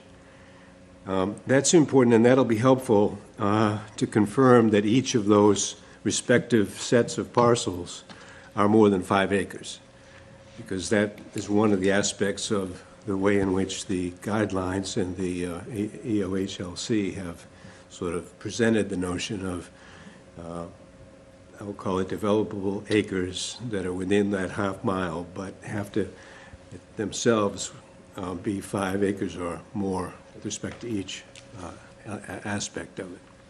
So those would be, I think, the most important, to me, sets of data that if those could be somehow collected to support and detail the 37 and a half, that would be great.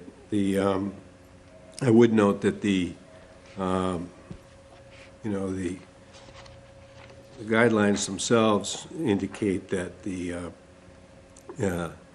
adjacent community, that would be 10% of the total zoned community acreage in the town, not the 25% as in the other categorization. And that's important, therefore, to be able to fully develop an articulated statement For example, in 24 days, the town's going to be making a presentation to the court. And in addition, over time, this, this board will be looking at both aspects, whether it's 25% or 10%, and those elements, those data points are going to be very important on the advisory committee aspect of it. And the fact that the town is going to be making a presentation to the court soon has a time element to it that is a little bit perhaps different from what other things you're doing. So that's what I wanted to just address tonight, the fact that I think it's been a great, a great element of progress to get the mapping of the 37.5, but then to now get the details within it is the next set of steps, those three elements. That's what I came to talk about. Great. Okay. And I think that would be pretty simple. Tim, you may know the answer to this, but as I recall, when the last, the zoning that the select board put forward, some towns in their zoning had the parcel list. I believe Brookline, I think, had the list of every parcel on certain pages. It was a longer document. And I think that our consultant said that they have that information, they just didn't include it in your presentation. Do you remember that? Because it seems like that's something they easily... We have it. Tim provided it to us. It wasn't part of the article itself, but it was in spreadsheets that we were provided. Yeah, that's what If you look at, it's a tab, so if you don't look at your tabs on your documents that UTIL supplied, then you may not have seen it, but it's definitely a tab in each one of the sub-districts. Yeah, so I found this and I couldn't remember if UTIL provided it or if Alan Bishop provided it, but one of my questions, so it's broken out by parcel ID, the address, the type, like residential, single family, or multifamily, and then it has the number of units if it's multifamily.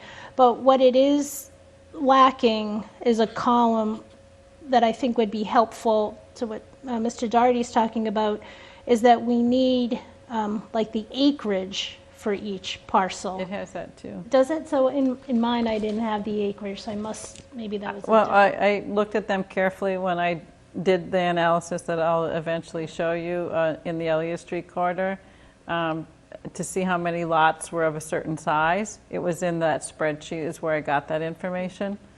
So Tim, I think to Meredith's point though, for UTIL to provide the presentation they did last week, they have that data. So it's just a matter of them providing it to us. Is that right, Tim? I'm sure that they could. Yeah, I'm sure they have this. I'm having a hard time. Like, why? Well, a parcel list, I think, makes sense for us to have. To know what's within a half a mile of the commuter rail stations, just like we looked at what's within a half a mile of the trolley stations. I guess the question I'm asking is in the two scenarios that the board is exploring, one is, we are in fact a rapid transit community and all the guidelines that we're all familiar with apply, and we have to have half of our area within rapid transit area and half our area can be elsewhere. It's the rapid transit area that's relevant, not the commuter rail area that's relevant. And in the other scenario where we're an adjacent community, then it doesn't really matter where we are in proximity to any transit. We can locate our zoning districts wherever we want. And so I think the continued exploration and analysis of these commuter rail parcels is, I'm kind of failing to see the virtue in doing it. Well, because some people have said that these are potential sub-districts, whether it's a 10% or a 25%. I've had people who said to me, look, I live within half a mile of a commuter rail stop. You should look at my neighborhood. And, it's not that we necessarily we need to apply all this criteria to it, but it is like I said, eventually I'm going to get to the things that have been looking at this year. And they are some alternative sub-districts, and I Right, did think it was... you can put a sub-district near, in the commuter rail radius, we could have done that last time, we can continue to do it. Right. I guess what I'm saying is, for the purposes of, complying with either of the sets of guidelines for rapid transit or adjacent community, the commuter rail radius is irrelevant. You should locate a sub-district there because you think it kind of suits the purposes of, your plan for the rezoning. Under neither of these, scenarios, are we going to get any kind of credit for locating anything within a half a mile of commuter rail? That's not an argument to not do it, but that's an argument that, this will be one of the areas that is outside of the radius that the guidelines are concerned with. But while we're doing this, and I think what Tom is saying No, is... can I Yeah, just, you I don't should mean say. to interrupt, No, but go ahead. Good. on the one hand, I understand what Tim is saying with respect to those aspects of what he's talking about. On the other hand, you have a contested situation with the EOHLC and the Attorney General. For that contested situation, you may wish to be able to demonstrate that the classification of Milton as a rapid transit community, a 25% community, however you want to say it, is not supported by the statute. And you may want to show in detail to the court in this case that every single aspect of the adjacent community criteria are met. Every aspect is met by the town of Milton. In order to do that, you really absolutely want to have a data sheet that has the addresses and the square footage of the acreage of every single piece that is within half a mile of each of the 3 adjacent stations, the commuter rail stations. And then within that, make sure that each one of those 3 have as a total acreage more than 5 acres, because that's also within the Contiguous. Lots are contiguous. Within the guideline. And you then, yes, you will then be able to say, oh, and by the way, we would then have the opportunity to locate our multifamily zoned housing within Milton elsewhere as well. But you don't get there unless you're first convinced in every single aspect of the situation that you're entitled to adjacent community treatment. Otherwise, you'll be sitting at a 25% modality, and if that's appropriate and and everyone wants that, that's fine too. But this at least gives you the 2 alternatives databases, respectively, to be able to deal with a situation in which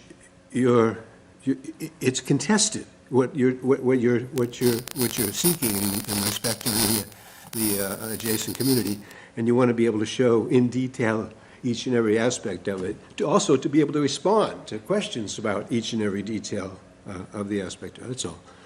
So it's a little different from because of that dynamic. It's a little different. And it will help us with the planning process, because I think then we will know right away, do we need to go outside of that half mile? Or to what Cheryl was saying, can we actually create a minimum of a 5 acre, which I think most likely we can, and be within a half mile? What I was saying before is on the 10%, there's a lot more flexibility than we had in the 25%.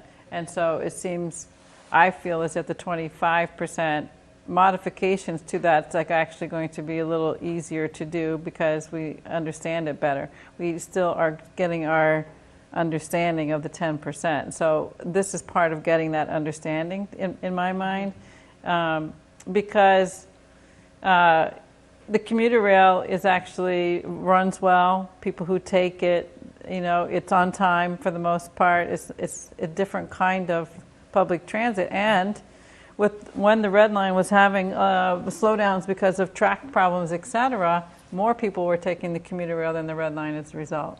So it is an asset, and the Fairmount line, runs every 20 minutes at a good chunk of the day now, and it's a T-pass level fare. So it is a good alternative.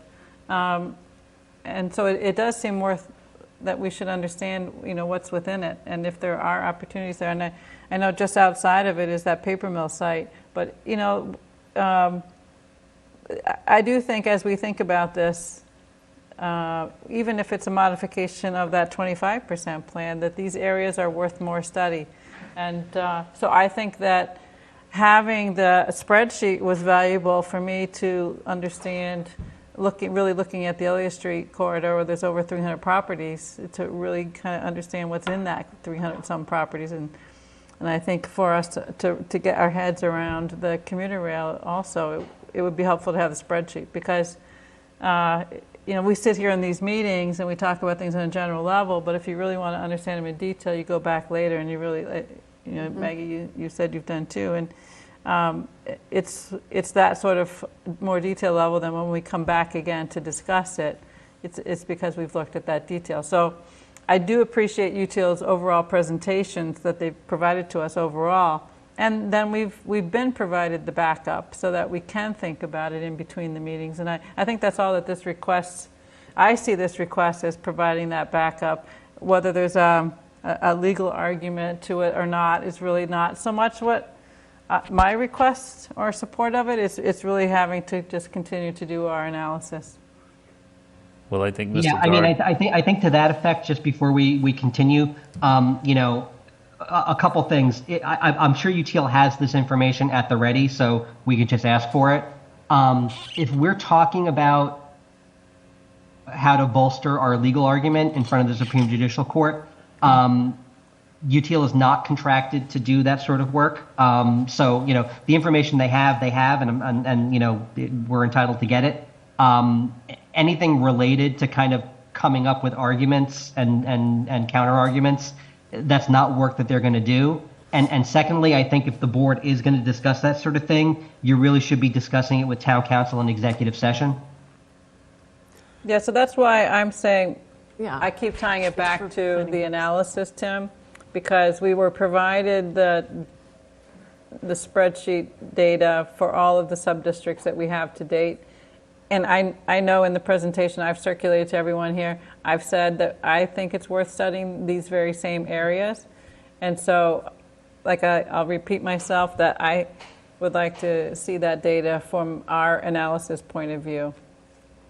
That's it. Yeah, my position, we should see that data for both reasons.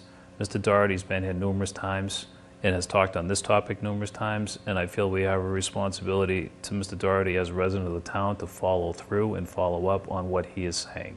I just agree with Tim on the illegal. Yeah. We're not in executive session. That's fine, and if you don't mind, I'd like to finish. So, I think we have that responsibility. Remember, we had a majority of the residents that wanted something other than the 25%. We have responsibility to follow up on that. I also agree with what you said, Cheryl. I think that the commuter line is a very appealing way for transportation into the town.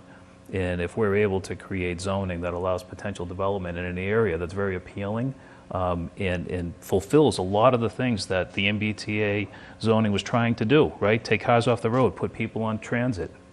We should be pursuing that too. So I see two reasons to do it. One, I'd like to continue to follow up on what Mr. Doherty has asked. UTIL has the information. We should have the information, take a look at it ourselves, and I'd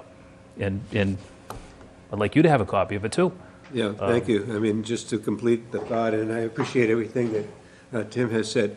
My own thought, having nothing to do with attorney-client privilege matters, is just to say that I do think that I'll probably, more than probably, be submitting an amicus brief to the Supreme Judicial Court. And in connection with that, I am a resident of the town, and in connection with that, this material will be helpful.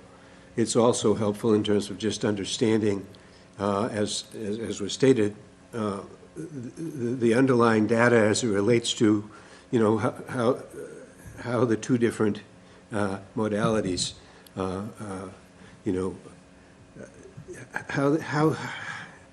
how the actual facts relate to each of the two percentages and the ability of the town to then proceed in terms of also electively to include some aspects of one or some aspects of the other.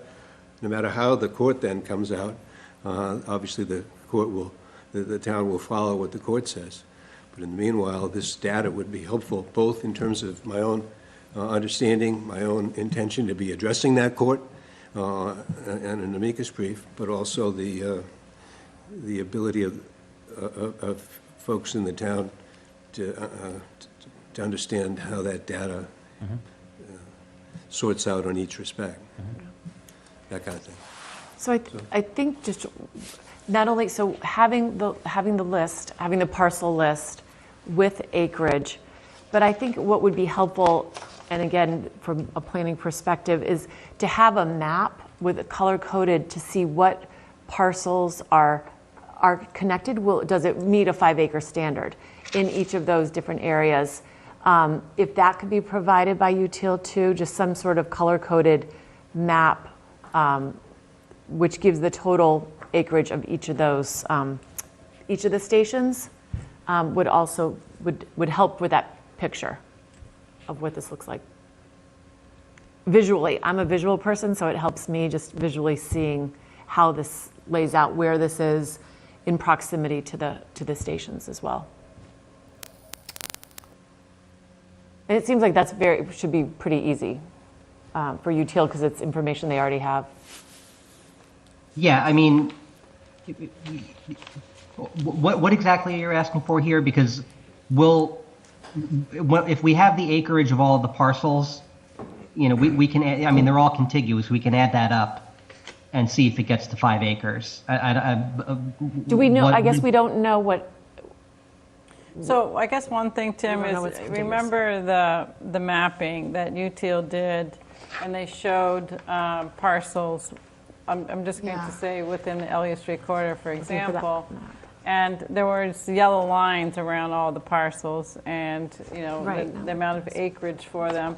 I used MAPC's tool to generate some mapping myself, but you know it doesn't. I'm not an expert at that tool, and Util we've hired to be our expert. But they did provide us with sort of the overall, like they did at the last meeting, which kind of the arc and their calculation. But then prior to in the Article 1 or in the prior zoning effort, they provided us with parcelization within each district. So we could see like one district may have had 4 parcels, another district had 300 and some, another district had 1, but we got to see what that was visually.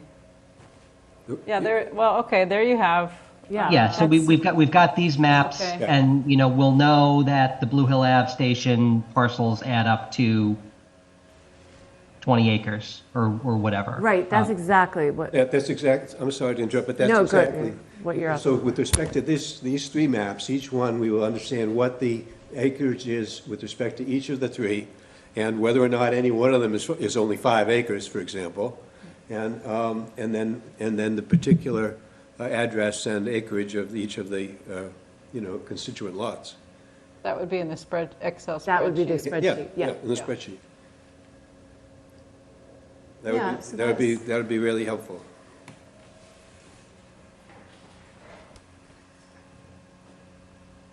All right, Tim, so that would be great if you could request just that extra little information. Will do. Okay, great. Thank you so much. Thank you for coming. And we can now jump back into, Tim, do you want to pull up the scorecard? Seems to me we should do Mattapan Station next, because that's the Unquity House, isn't it? Yep. And that's a fairly straightforward sub-district, right? I think the other ones might take some time, honestly, but. Yeah. So, That's you know, probably within the half mile of the, it's both, yeah. Yeah. It could be So- both. That's what I was thinking too. So if you look at the tabs, I'm going to find it. If you have the spreadsheet open on your computers and you look at the tabs on the bottom of Excel, there's one that's called Stations plus Granite. So when we were talking about, whether it's comparable size or the FAR and height, I knew I had these charts that I had done, but I didn't identify that they were in this spreadsheet before. So you can see here, Mattapan Station, and at 6 stories. What it doesn't show here, though, is Unquity House, does it? So Unquity House, you might have to go to the other tab that says Existing Multi. And it's 30 Curtis Road. And so you can see there that the FAR for that property is 0.54. Are you finding it? I'm not finding No. it. The well, existing I just multi? have Tim's Yeah, it's in that one. show. No, Oh, I see. just the, It's in Tim's? Is, A minute now. This was, yeah, is that right? Yeah, You see the tabs at the bottom? yeah, I have that tab, Yeah, yeah. so the criteria is the first tab, which is what we were Yeah. filling in. The next one says Existing Multi. Yeah, And if you go to line 25, it says 30 Curtis Road, Unquity. So if you look across there, it tells you that it's 6 stories, it's 58 feet in height, it has an FAR of 0.54. So you can bear that in mind then when you go back to criteria. And you say, look at the first one, it says allowed height is comparable to existing in district. So the allowed height here matches the allowed height of the existing building. So that's what we were That's a trying to 5, go back yeah. to last time. That's helpful to have that pulled up. Yeah, so I think here we'd say, I would give it a 5 for that reason.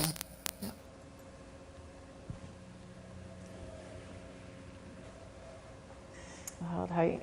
So then, allowed height is comparable, well, 6 stories is not comparable to most of Milton, right? So I think that's why we said we were giving like a 3. 3. So I still would give this a 3 3. as well. And then size, so here we're allowing an FAR, now if we go back to Stations and Granite, we're allowing an FAR of 1.1 here. See, this is where we did think that you could build more because there is more open space. So if we go back to criteria now, we say the allowed building size is comparable. Well, on the one hand, you could say, well, 0.54 FAR, and we're saying 1.1, it's not really comparable. But on the other hand, there's a lot of open space here. So a 4? So I would give it a 4. Does that sound good? And then I would think that this would be a 4 too for the next one, the allowed building size, is in terms of the other 40Bs. The typology, I would give it a 5 because it's already, the kind of building that's contemplated with this zoning. And then open space, there's a lot of open space here. It exceeds, what's required in the zoning. So, again, 4, maybe 4 on that? Or 5? I'd say a 5. 5. I think it's a 5, yeah. Yeah.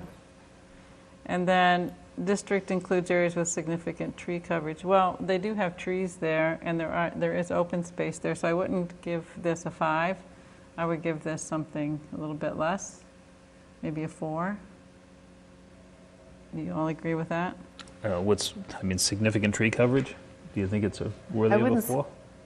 so the perimeter is significant. Yeah. The interior, there's not a lot of trees.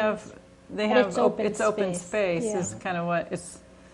I think looking at the previous scores, and this is one of those ones where it's kind of not as intuitive, it's bad if there was significant tree coverage because we would be having to tear down a significant number of trees to develop. Maybe so. So like you see like Milton we- Station West Yeah. gets a 5 because it doesn't have a lot of trees. Right. It's a 3 then, I think.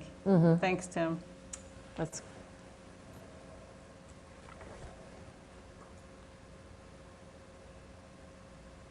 density. And density, this is a big enough parcel that we can do density, so I think to be consistent, that would be a 5, right? Yep. Yep. Unit capacity 5. Same.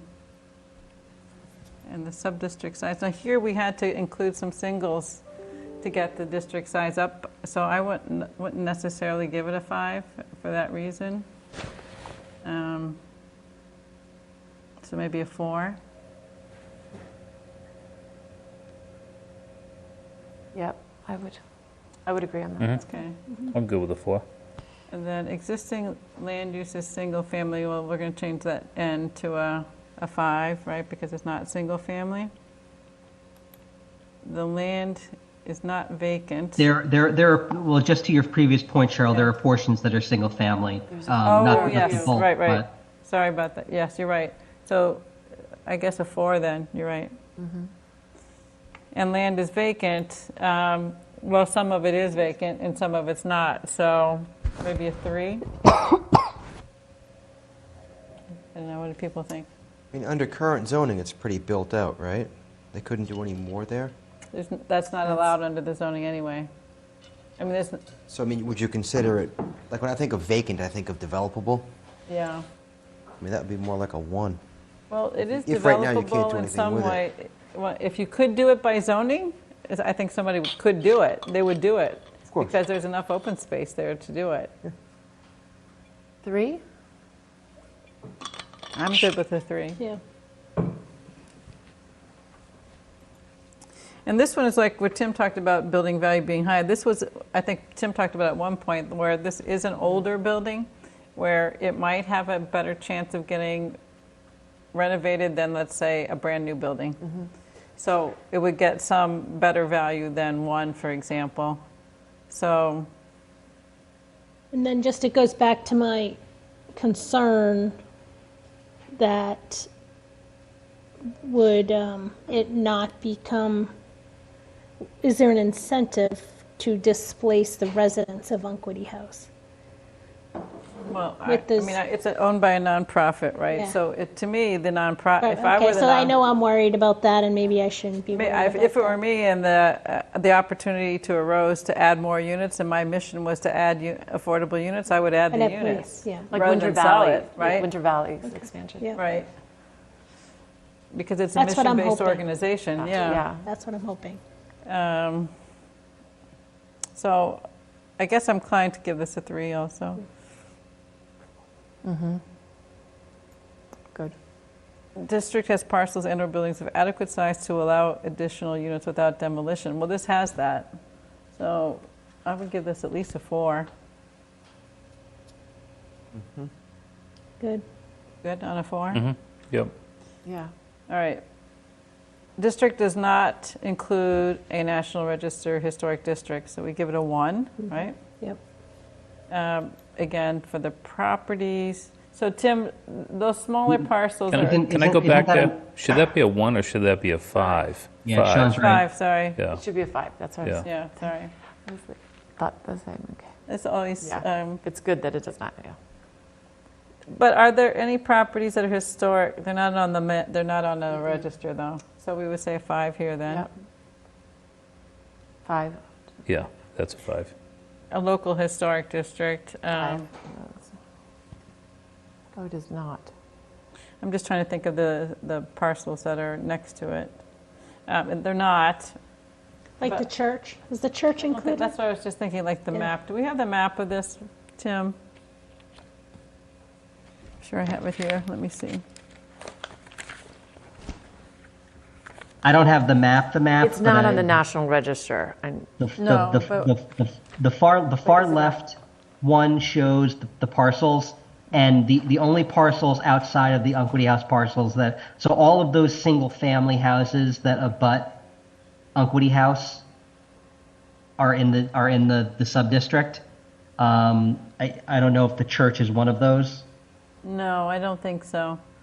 All right, so we would give this 5 then? Oh, isn't there a church on that side? There's a couple of churches in the Blue Hills Parkway sub-district. In the But Blue Hills Park. Yeah, on that corner. there's I a think church you're on right. that corner. All right, let me look again. And there's a church on Blue Hill Parkway There's on the three- corner of there's Willoughby. three- The Corner Methodist, of Elliott and the Methodist Parkway, Church. there's definitely a church. Yeah, but those parcels are not in this. Are they out of this subject. district? They're in Yeah. the Blue Hills Parkway sub-district, is my recollection. Because I do have Yeah, I think in so, my too. presentation which parcels those were for the churches. And I'm pretty sure they're all in the Parkway. If you have it there, you might have it. Let's see.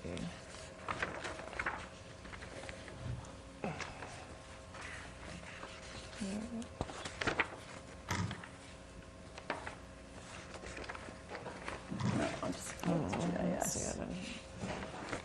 Do you Google it? That's what I'm going Yeah. to do right now. AS Mapper? GIS Mapper is where I'm going.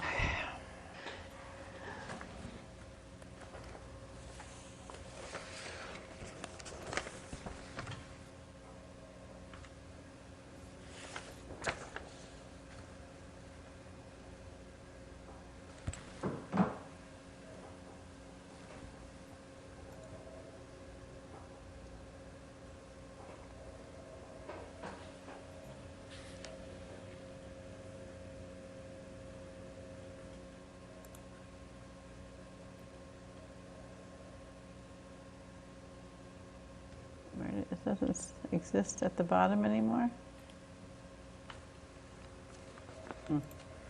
Sorry, one sec.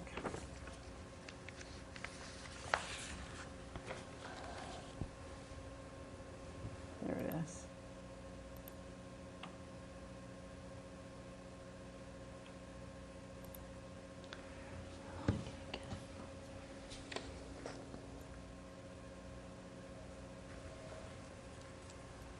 So it's the Curtis Road, on that one side of the Curtis Road. Tim, is it those 1, 2, 3, 4, 5, 6 parcels? I think it goes around the corner and the two that are on Elliott also, or the one that's on Elliott, I think. Does it go that far? I think so. Yeah, these aren't, the churches are down a little bit from here. The first church is on the Elliott, and that's in the Blue Hills Parkway. So these are residential.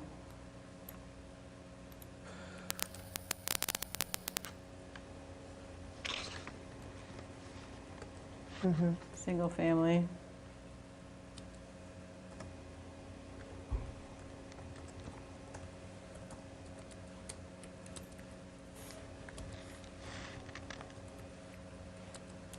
So this is the district, the purple one on top. So it does actually go all the way down Curtis Road to Blue Hills Parkway.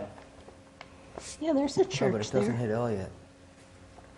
There's a church north of Curtis Road on Blue Hills Parkway. No, Oh, no, south of it. So right on the corner of Elliott. You're thinking of Elliott and the it's in the Yeah. Parkway. So that's the Parkway one, okay. There's no, these are just, not just, but these are single and two families, I yeah. think. So, back to the tab then. It's not a local historic district. But there are, it's not that those homes don't have character. So I They're think, actually pretty houses. so I would give it a 3, I'd say, even though they're not in a district. On which item, 1, 2? On number, district does not include a local historic district. Well, it Because doesn't. And Yeah. what are you basing that on? I'm basing it on there being historic properties, but Well, so I think there are other. yeah. I mean, I think D2 would be that the district does not include properties that are listed on the National Register of Historic Places. So we did Mattapan Station East and Milton Station East and Milton Station West as a 1 and a 5, and we did the bridge as a 5. Right. I mean, so because Milton Village is the only district that's on the table for a local historic district right now.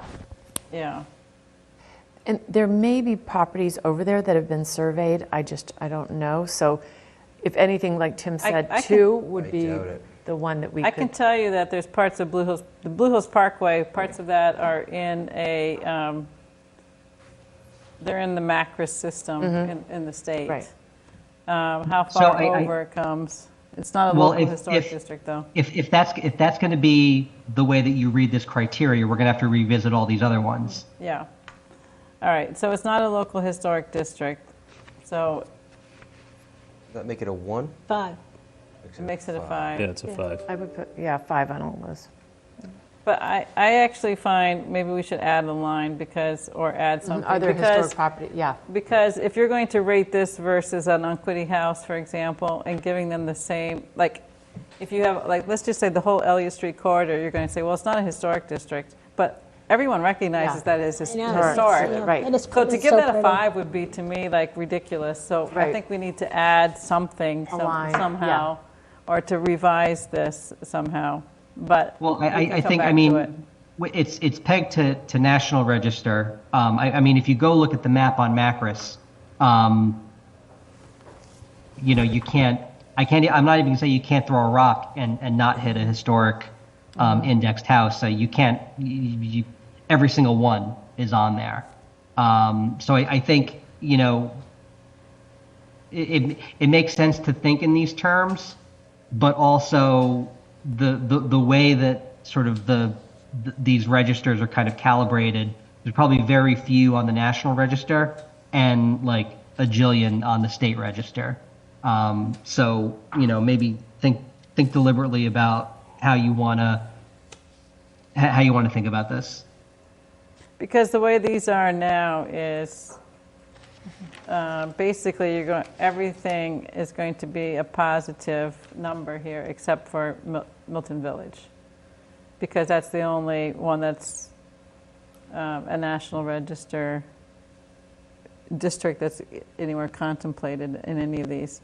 So it's going to take basically away points from Milton Village, which is one of the most walkable, closest to the transit and closest to the bike trail. I mean, so maybe those other things will bump the number up. But I really feel like there is a certain amount of character to the Elliott Street corridor that we should factor in. But it's not local historic district, I get it. So I guess to be consistent, we would give it a 5 here. But I do think we need to think about that. Would you want to add a row that says state? But then we or have to go back and add it to every other one. Yeah, well, doesn't the category that's preserve the physical character of the town recognize what you're talking about of the Elliott Street corridor, right? Doesn't that category cause us to do that? I guess it does. You know yeah. what I mean? Okay. Yeah.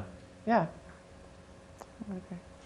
All right, so we were skipping over the whole E one, right? On all of these. So that brings us to F, take advantage of existing multifamily. So this is definitely doing that. So rather than that Y, we would give it a 5, right? And then existing zoning is multifamily or mixed use.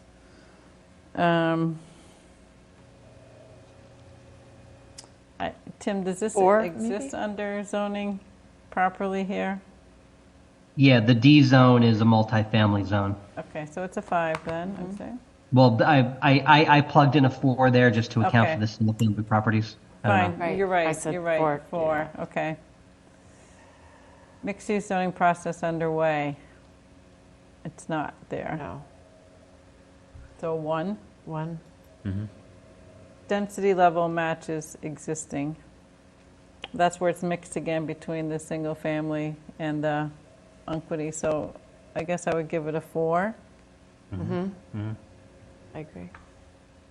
Dimensional standards match existing. It is doing that. Maybe it's a 4 again though because of the single families. Nice. We'll Yeah. drag it down a little bit. Design guidelines in place, they're not in, so it's a 1. includes approved multifamily project not built, so a 1. Now we're in G, site districts in transit and amenity-rich areas, access to trolley half mile, that's a 5. Then the next one, therefore, is an NA. Access to trolley, that's also an NA on G3. So on G4, access to bus line within a half mile is a 5. There's a lot of buses at Mattapan Square. Access to bike path, that's a 5. Sidewalks. Well, I think that, Yeah. I don't. There are sidewalks. There's Plenty of sidewalks. sidewalks, yeah. Because of the school, I would say 5. you know, the kids have to walk. Okay. I mean, you could use a few more lights, but sidewalks are definitely On there. Curtis, is there a sidewalk on I Curtis? was just thinking crossing Brook at the Parkway is see. pretty treacherous for a pedestrian, but Well, there's certainly sidewalk on the Parkway, but I'm thinking Curtis. I Is there think a Curtis has a sidewalk? sidewalk according on to one Google. side. There is a sidewalk? There's a Okay, sidewalk. then it's a 5? I think on both sides. Okay. On both sides? I think so. Access to schools within a half a mile. I don't think it's a half a mile, but it's probably a mile up to the high school. How about to to Tucker. Tucker. Tucker's Tucker? close. Oh, you're Within right, a yeah, half. yeah. So 5 or 4? It's 5, it's within a 5? half a mile. Yeah, because in the high school's there too. Okay. I know it's a little Is the Tucker within a half mile? It's a sneaky distance.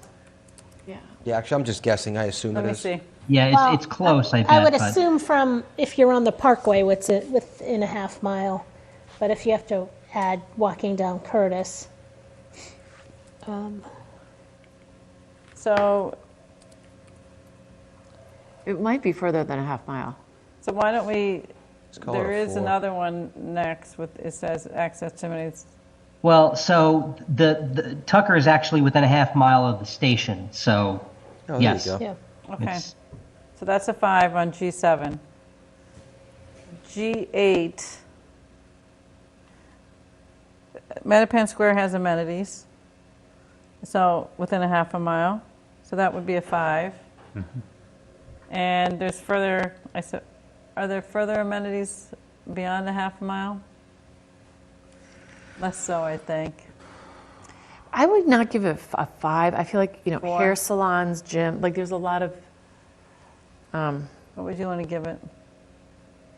Well, back in the I mean, day, there there's- was a Papagino's and a Bringham's. Well, I That was mean, how we so stayed. there's a stuff post there. office, there's a bank, there's a grocery store, there are restaurants, there are, I mean, There's a health center. There is a gym there. there's a there's, post yeah, office. there's a Yes. pharmacy, like, there's Yoga. more Yeah. amenities there than there Sure. are in East Milton, so. All right, so that's 5. A That's 5. I just don't remember that there's much more to add beyond that half mile, though. I think most of it's Then you within a half Yeah, mile. so I would not give the next G9 a high rating then. Yeah, You get to a car wash, you get to residential if you keep going 3. down. yeah. Yeah, Yeah, there's still some stuff on Blue Hill Ave, but you want to do a 3 on that? 3 or, sounds or good. 4. I don't, either one. I think a 3. What about River Street? Again, they I guess kind a of, the mile down River. amenities Yeah, kind there's of nothing down stop. there. Yeah.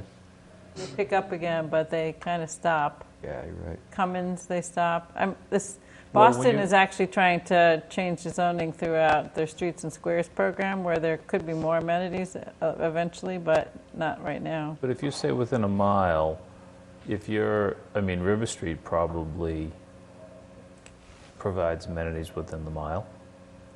But what? For amenities? The Shaw's Food Store that's down there, definitely. That's a Yeah. mile? I think I that's don't know if that's a mile away. That's I think that more might be a mile. making Is it mile less, away. Tim?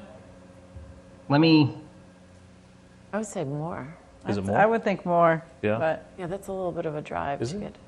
Yeah. if Okay. you could get to Central Yeah, in a mile, I agree with you. Yeah. But there's nothing really in between. yeah, there's a gap. There's no doubt there's a gap there, yeah.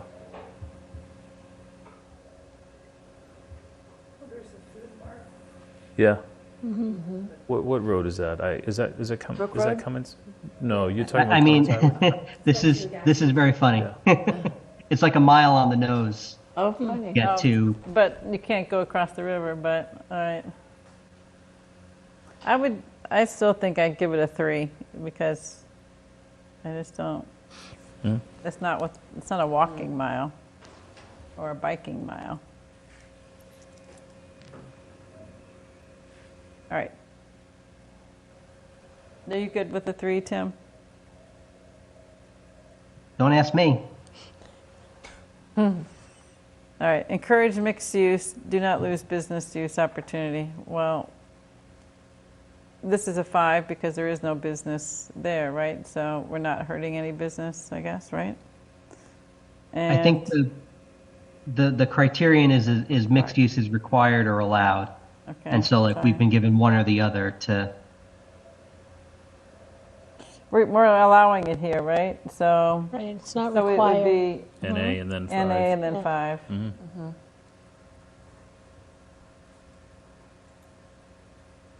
Affordable housing potential. This is more than 10 unit Yeah, I think this is a parcel, good, so this is a 5. Mm-hmm. Includes existing affordable housing. So this was 5. trying to get to your point, Maggie. So I don't think it's a. You didn't want to lose existing affordable, so I think then you would be a low number here because it does have existing affordable. But the likelihood of it displacing all the affordable and going market rent I think is super low. Yeah, so maybe then, I mean, this is all affordable now, right? So I guess you could say a 5 because you could get all affordable That's- again. right. Okay. I bet you would if anything happens to that Right, property. okay. Not applicable on the 40B. And then I-4, not applicable on the, including a unbuilt project.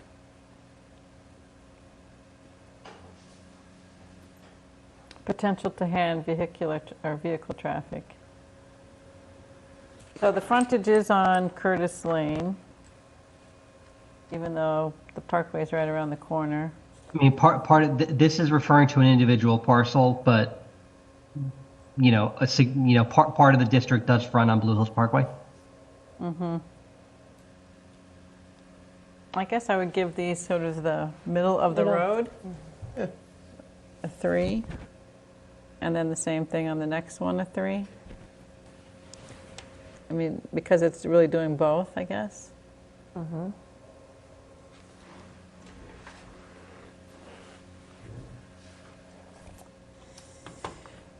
Then hotspot. I think parcel frontage is on a state roadway with a study for roadway improvements. That's J3. Well, I'm hearing that there might be improvements planned there, but on the parkway, but I don't know. I that- thought 3 on that. Didn't they already do improvements on Yeah, it it? looks pretty new. They're not great for the bicyclist and the pedestrian, in my opinion, but Which is what Tim was talking about, doing the changing. yeah. So but in terms of roadway improvements, you want to give that a 3? Is that what you're suggesting? Well, besides a bike lane, I don't think you're going to get much more there. I think there are some safety concerns there, as even vehicles, in my Yeah. opinion. Yes. You know, So DCR does have a parkway master plan that they released, I think it was last year. So there are ostensibly, you know, ideas around improvements to Blue Hills Parkway. I don't know what any timeline and implementation on them actually is, but there's stuff out there. all right. Well, then I would give it a 3. Keep it to 3, yeah.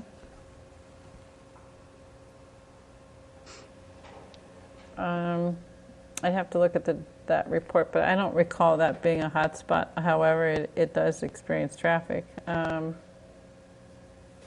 just drove through there at 4 o'clock tonight to look at the Brush Hill Road property, and it was a nightmare getting through there.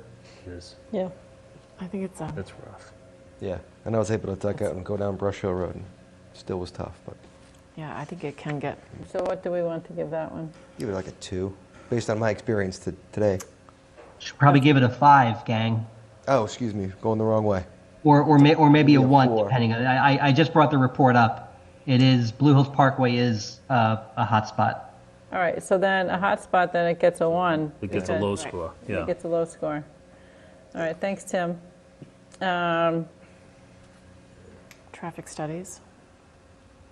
Well, apparently they're doing them at the DCR, right? So then this would get a high number if they're trying to address them, right? What did Tim say? They have a plan? Well, there's no They're- funding yet, so I don't know if I give it like 4? a 5, so I give it a 4. I just want to make sure that's consistent with how we've scored the others, right? Okay. Is it?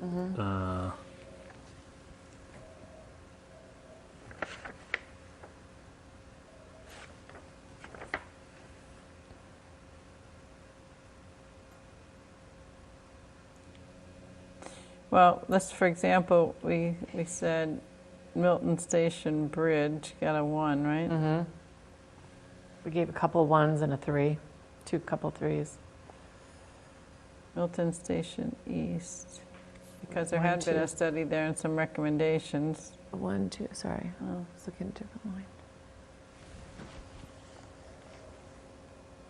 I think it's I more mean, like- I think if Milton Station East got a 3 by virtue of kind of the analysis that was done around the zoning, I think this one probably deserves a 3 as well. Okay. You know, there's movement afoot, but we don't really have anything yet, and who knows what it'll say. Okay. Tim, do you have a means to check on the floodplain? Because it is next to the river. Yes. We all do. Is that the GIS mapping? I go straight to FEMA on this. Okay. So that last score should be a 3, right? It's showing a 4 on my screen, the traffic study. Oh, I'm doing my own on it, so Okay. Oh, Tim. Just Tim. So Tim's updating these? Okay. I wasn't Yeah. sure if it was you or Tim. so which number? On the traffic study? J5 wants to be a 3. J5 wants to be a 3. Yeah, okay.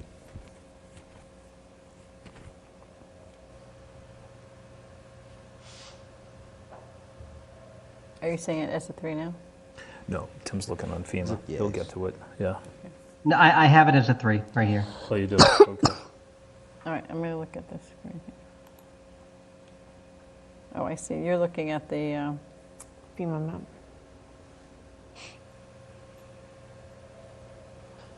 So, I mean, it looks like the portion of the northerly part of the Unquity House parcel is in the flood zone. But did we count that in our acreage?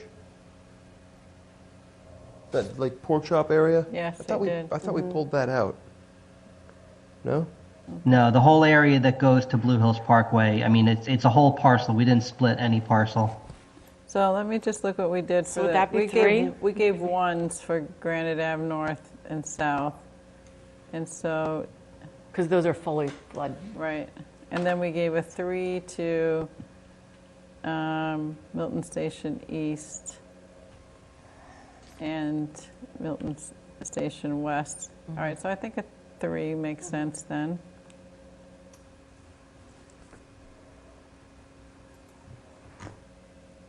And then the same, right, for these 2? You know what would be cool on the spreadsheet if, when you scroll down, the headers come with you. So like Milton Station, all the headers go down. Yeah, so you don't have to scroll There's no way up to and do that, down. huh? There is. Give me a second. What's the way? Will you share with me? You do freeze panes. Yep. So you freeze the top row. Oh, okay. Come on. Oh, this isn't the top. Hold on. Oh, whoops. So I shouldn't touch this thing, right? I'm starting to Yeah, play don't with touch Okay, it yeah. if you're. I have my own here, so. What is this top row is nothing. I'm going to delete this. Yeah, because I'm not a pro at Excel, so. And the There we go. base, the Yeah. basic of this started for me. Tim, Yeah. well done. Yeah? Be a captain in this man's army. Good for That's something. fantastic. Everything I know about Make sure Excel, we I don't lose learned all of from this. everything That's I know enough. about Excel, I learned from a management consultant. So You We better just back nailed this it. up. Well done. Make sure we don't lose this. Thank you. yep. Okay. Great. So that I think that's it for Mattapan Station. Yep. So looking at the time, it's almost 25 till 10. We've gotten through a lot. We still have Blue Hills Parkway corridor, Elliott Street corridor, and East Milton Square. I think we could run through one more Yeah, and let's get get it at by least 10, one more. can't we? Do we want to go through one more? All right. I think, Should we stay with the Parkway? I think Blue that's Hills. what I was going to say is the Yep. Parkway. Okay. Yeah. Let's do that. That sounds And good. so if we go to that, Mm-hmm. the Parkway, we're allowing a height of 2.5 stories and 35 feet. So that matches up. Yeah. We're allowing, Say 5 on that then? Yeah, there should be a 5, right? Yeah. and then, Comparable to existing. Parts of town, I'd say 5. yes, I'd say a 5.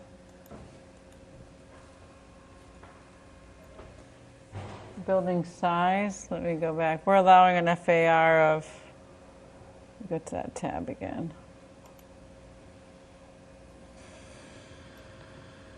Of 0.7. The Elliott Street corridor, we were making it tiered based on parcel size, but here it's just a flat 0.7.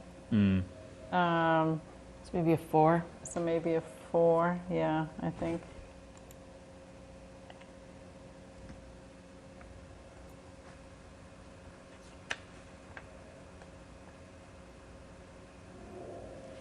I'd say, I mean, given the height here, multifamilies, let me go back to building size.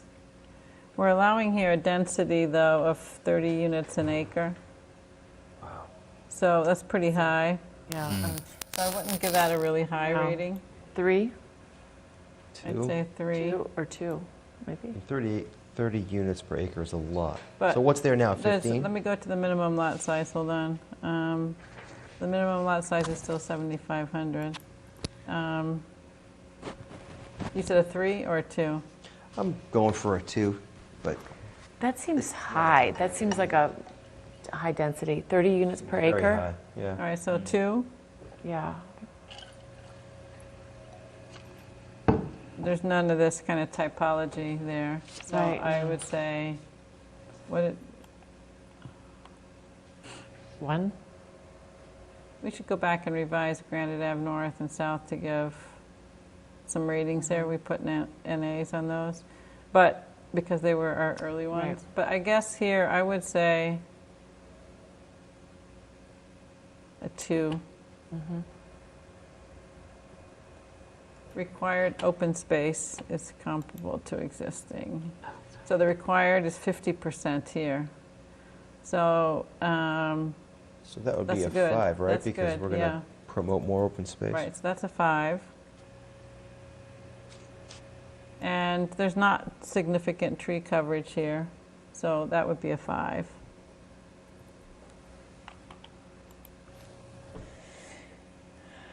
So the density allowed is high.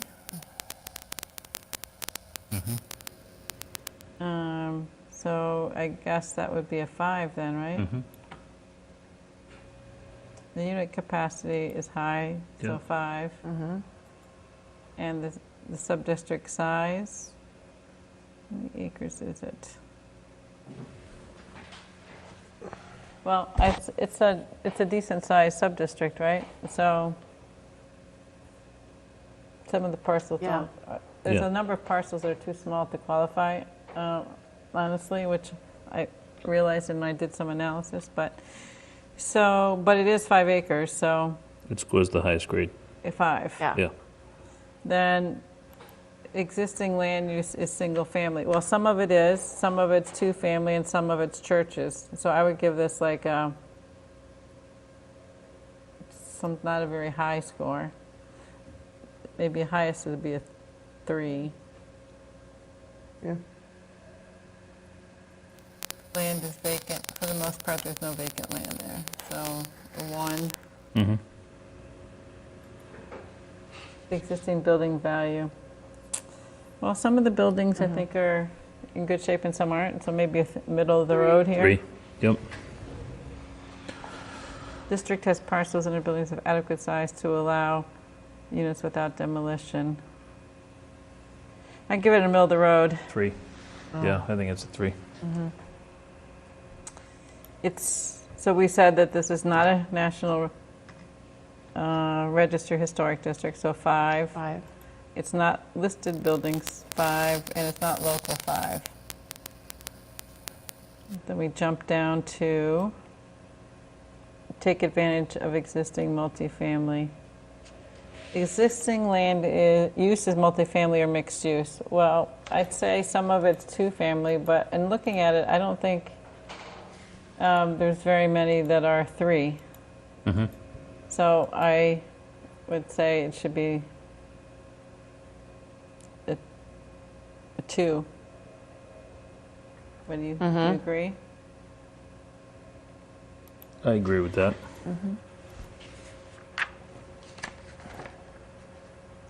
Then a 1 because there's no mixed use underway, right? Well, multifamily or mixed use, right? There still isn't anything Yeah, proposed yeah. there right now, right? The density level is higher than Well, what, does it have to be proposed? It just says existing zoning. I mean, don't we have, isn't this where the, Bunch of two families. it's not zoned for it it's then. not, Yeah, that's all seasonal. So it says existing zoning is multifamily or mixed use, which it's not, right? Then it says mixed use zoning process is Next one. underway, yeah. which it's not. Okay, yep, sorry. So did we do, for this, we have 2, 2, 1 under this category? Is that what you have? Okay. Or Two, I had one, 2, one. 1, 1. 2, 1, 1, okay.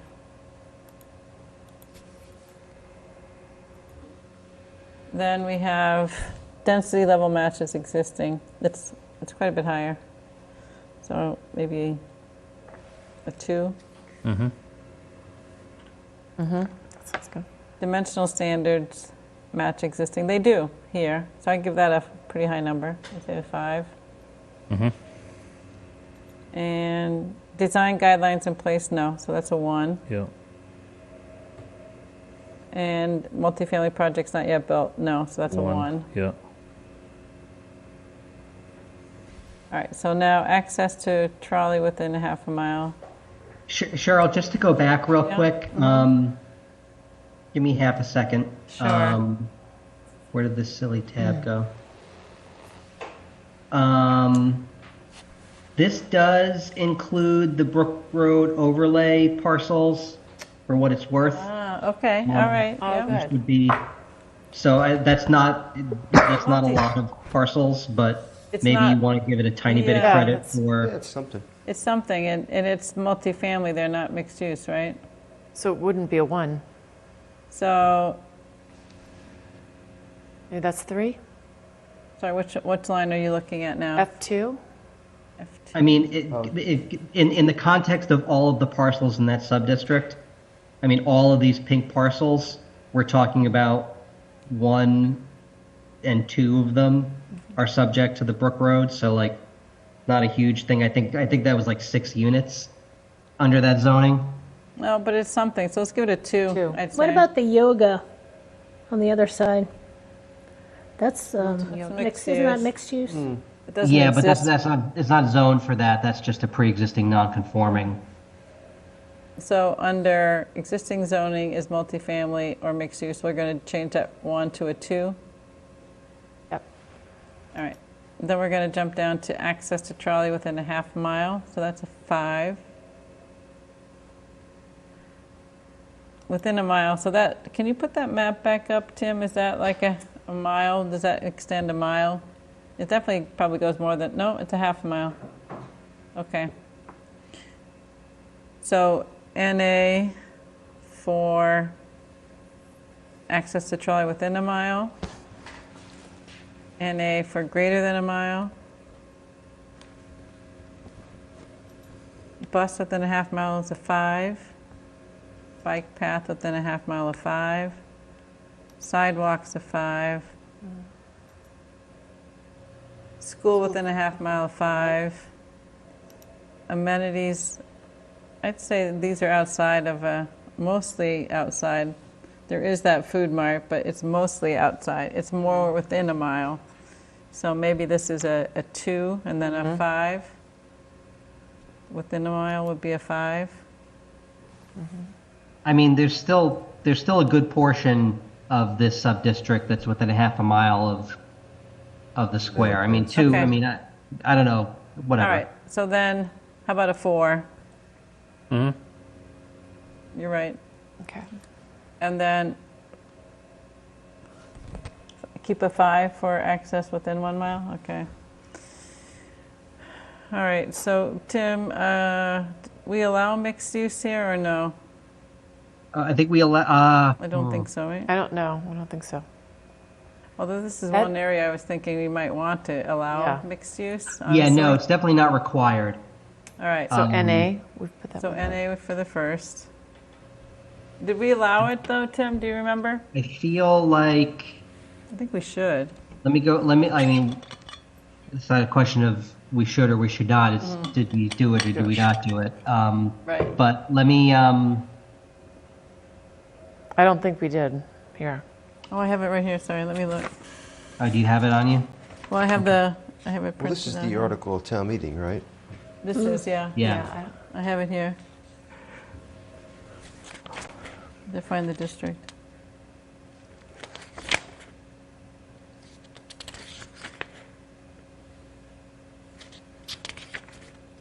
Oh, not required, but it is allowed. All right, Blue Hills Parkway, uses permitted as of right, multifamily. So it is allowed. I don't see where it says commercial.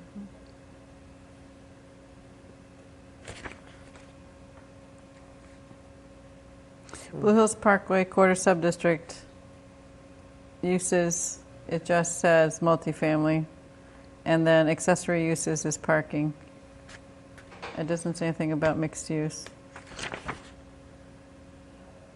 Well, we should revisit that. So, Give it a 1. we were doing NA or 5 on the others, right? Yeah, it's a binary, you either So it's get an NA. none or Yeah. lots. Density allows more than 10 units a parcel. Well, 30 units an acre does, but the parcels, do we have any that are parcels that are that size? I think this is mostly smaller parcels, right, Tim? Smallish parcels? Yeah, I mean, there's a handful that are bigger. There's that big one on Elliott Street. There's the church. You know, I'd give this middle of the road myself. So maybe a 3? Yeah, at the most. 2 or 2. Yeah. I'm fine with a 2. That's probably a 2. District includes existing affordable housing. Not sure, so I would give Yeah. it a 2.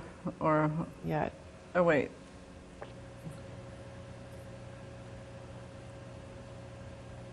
Yeah. I don't think 2. it does. Okay, so a 1. I think a 1. Yeah. And then NA on the next 2, right? And then parcel fronting on a 2-lane road is NA because it's on a 4-lane road at this area, right? Because I know they cut it back in some parts. But this is 4-lane in this section, I think. Do you know, Tim? I don't know. Where they did the road diet? On Blue Hills Parkway? It was I think- after Brook Road. Was it after Brook? Okay. I would characterize Blue Hills Parkway as 4 lanes. Okay. Um, So give this a 5. It kind of spans parts Yeah. of the district, but All right, I so think that's a 5. yeah, the spirit of this is, are you on a higher capacity road? Right. And clearly is. So it is a state road. We talked about this already with Mattapan, so I think we should give it the same, which is a 3. And then I think these should be the same too. So a 1, 1. and then a 3. These are outside of the floodplain, so these last 2 are 5s then, right? How do you like that? We got that We done in did like that. 10 or That was- 15 minutes. That was perfect, actually, because that really tees us up to really be able to spend time on the Elliott Street. and Elliott East Street Milton. corridor or East Milton next, yeah. If we could do both of those at our next meeting, Yeah, I think it would be good, because then we would have finished all of the original districts. Yep. And then I think what we could do is kind of go back through them and look and see what, if we want to revise any of our scoring. Yeah. And kind of get our heads around that before we start looking Right. at potential new districts. Yeah. Right. That makes sense. Yep, I think that's good. Okay? Okay.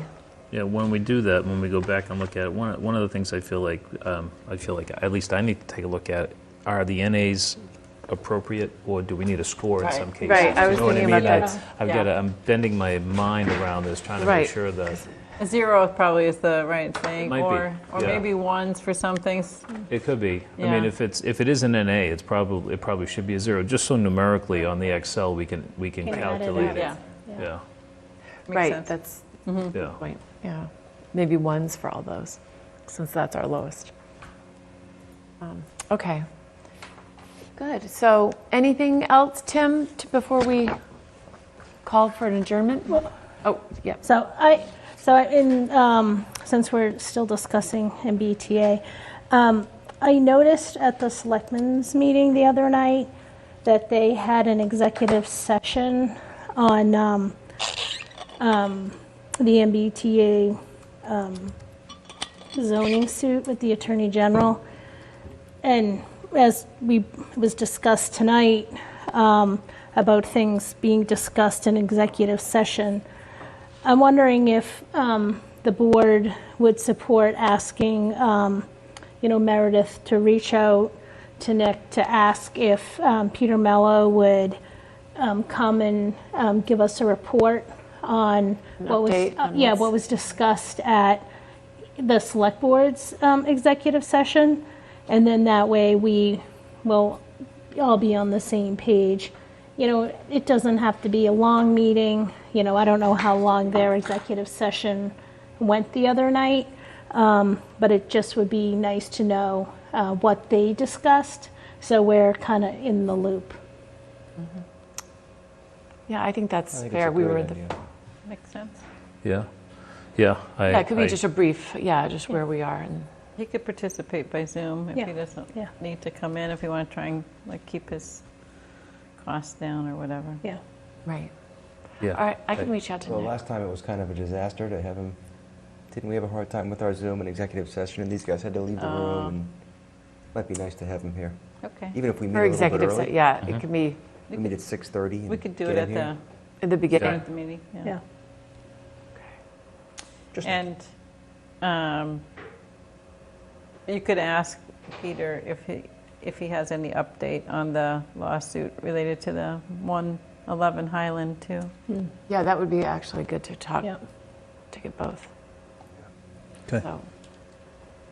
So I don't know, we don't Sound need a good? vote or anything on that. She can just, we yeah. can just talk. Just reach Okay. out. I'll reach out to Yeah. Nick and, Good Okay, idea, great, Maggie. great. okay. And Tim, did you have anything else too?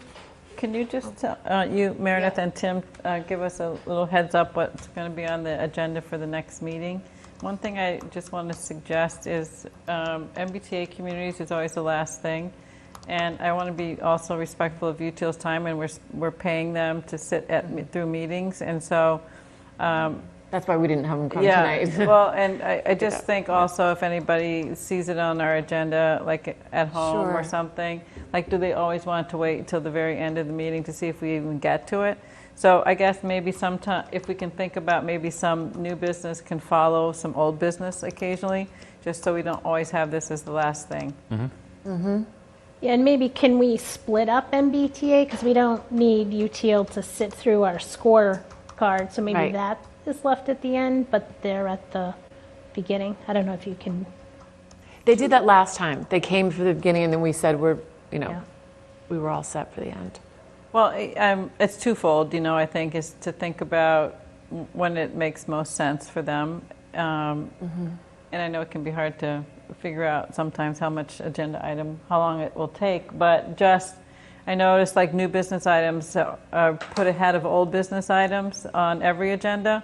And it does mean that this topic gets pushed late every time. And, we're already, our next meeting's already August. And if it's 24 days until they're before the court, I don't think it's going to be, we're going to be up against a court decision pretty soon, is my point. And so if we can move this along, I think by prioritizing it on the agenda coming up, I would suggest it.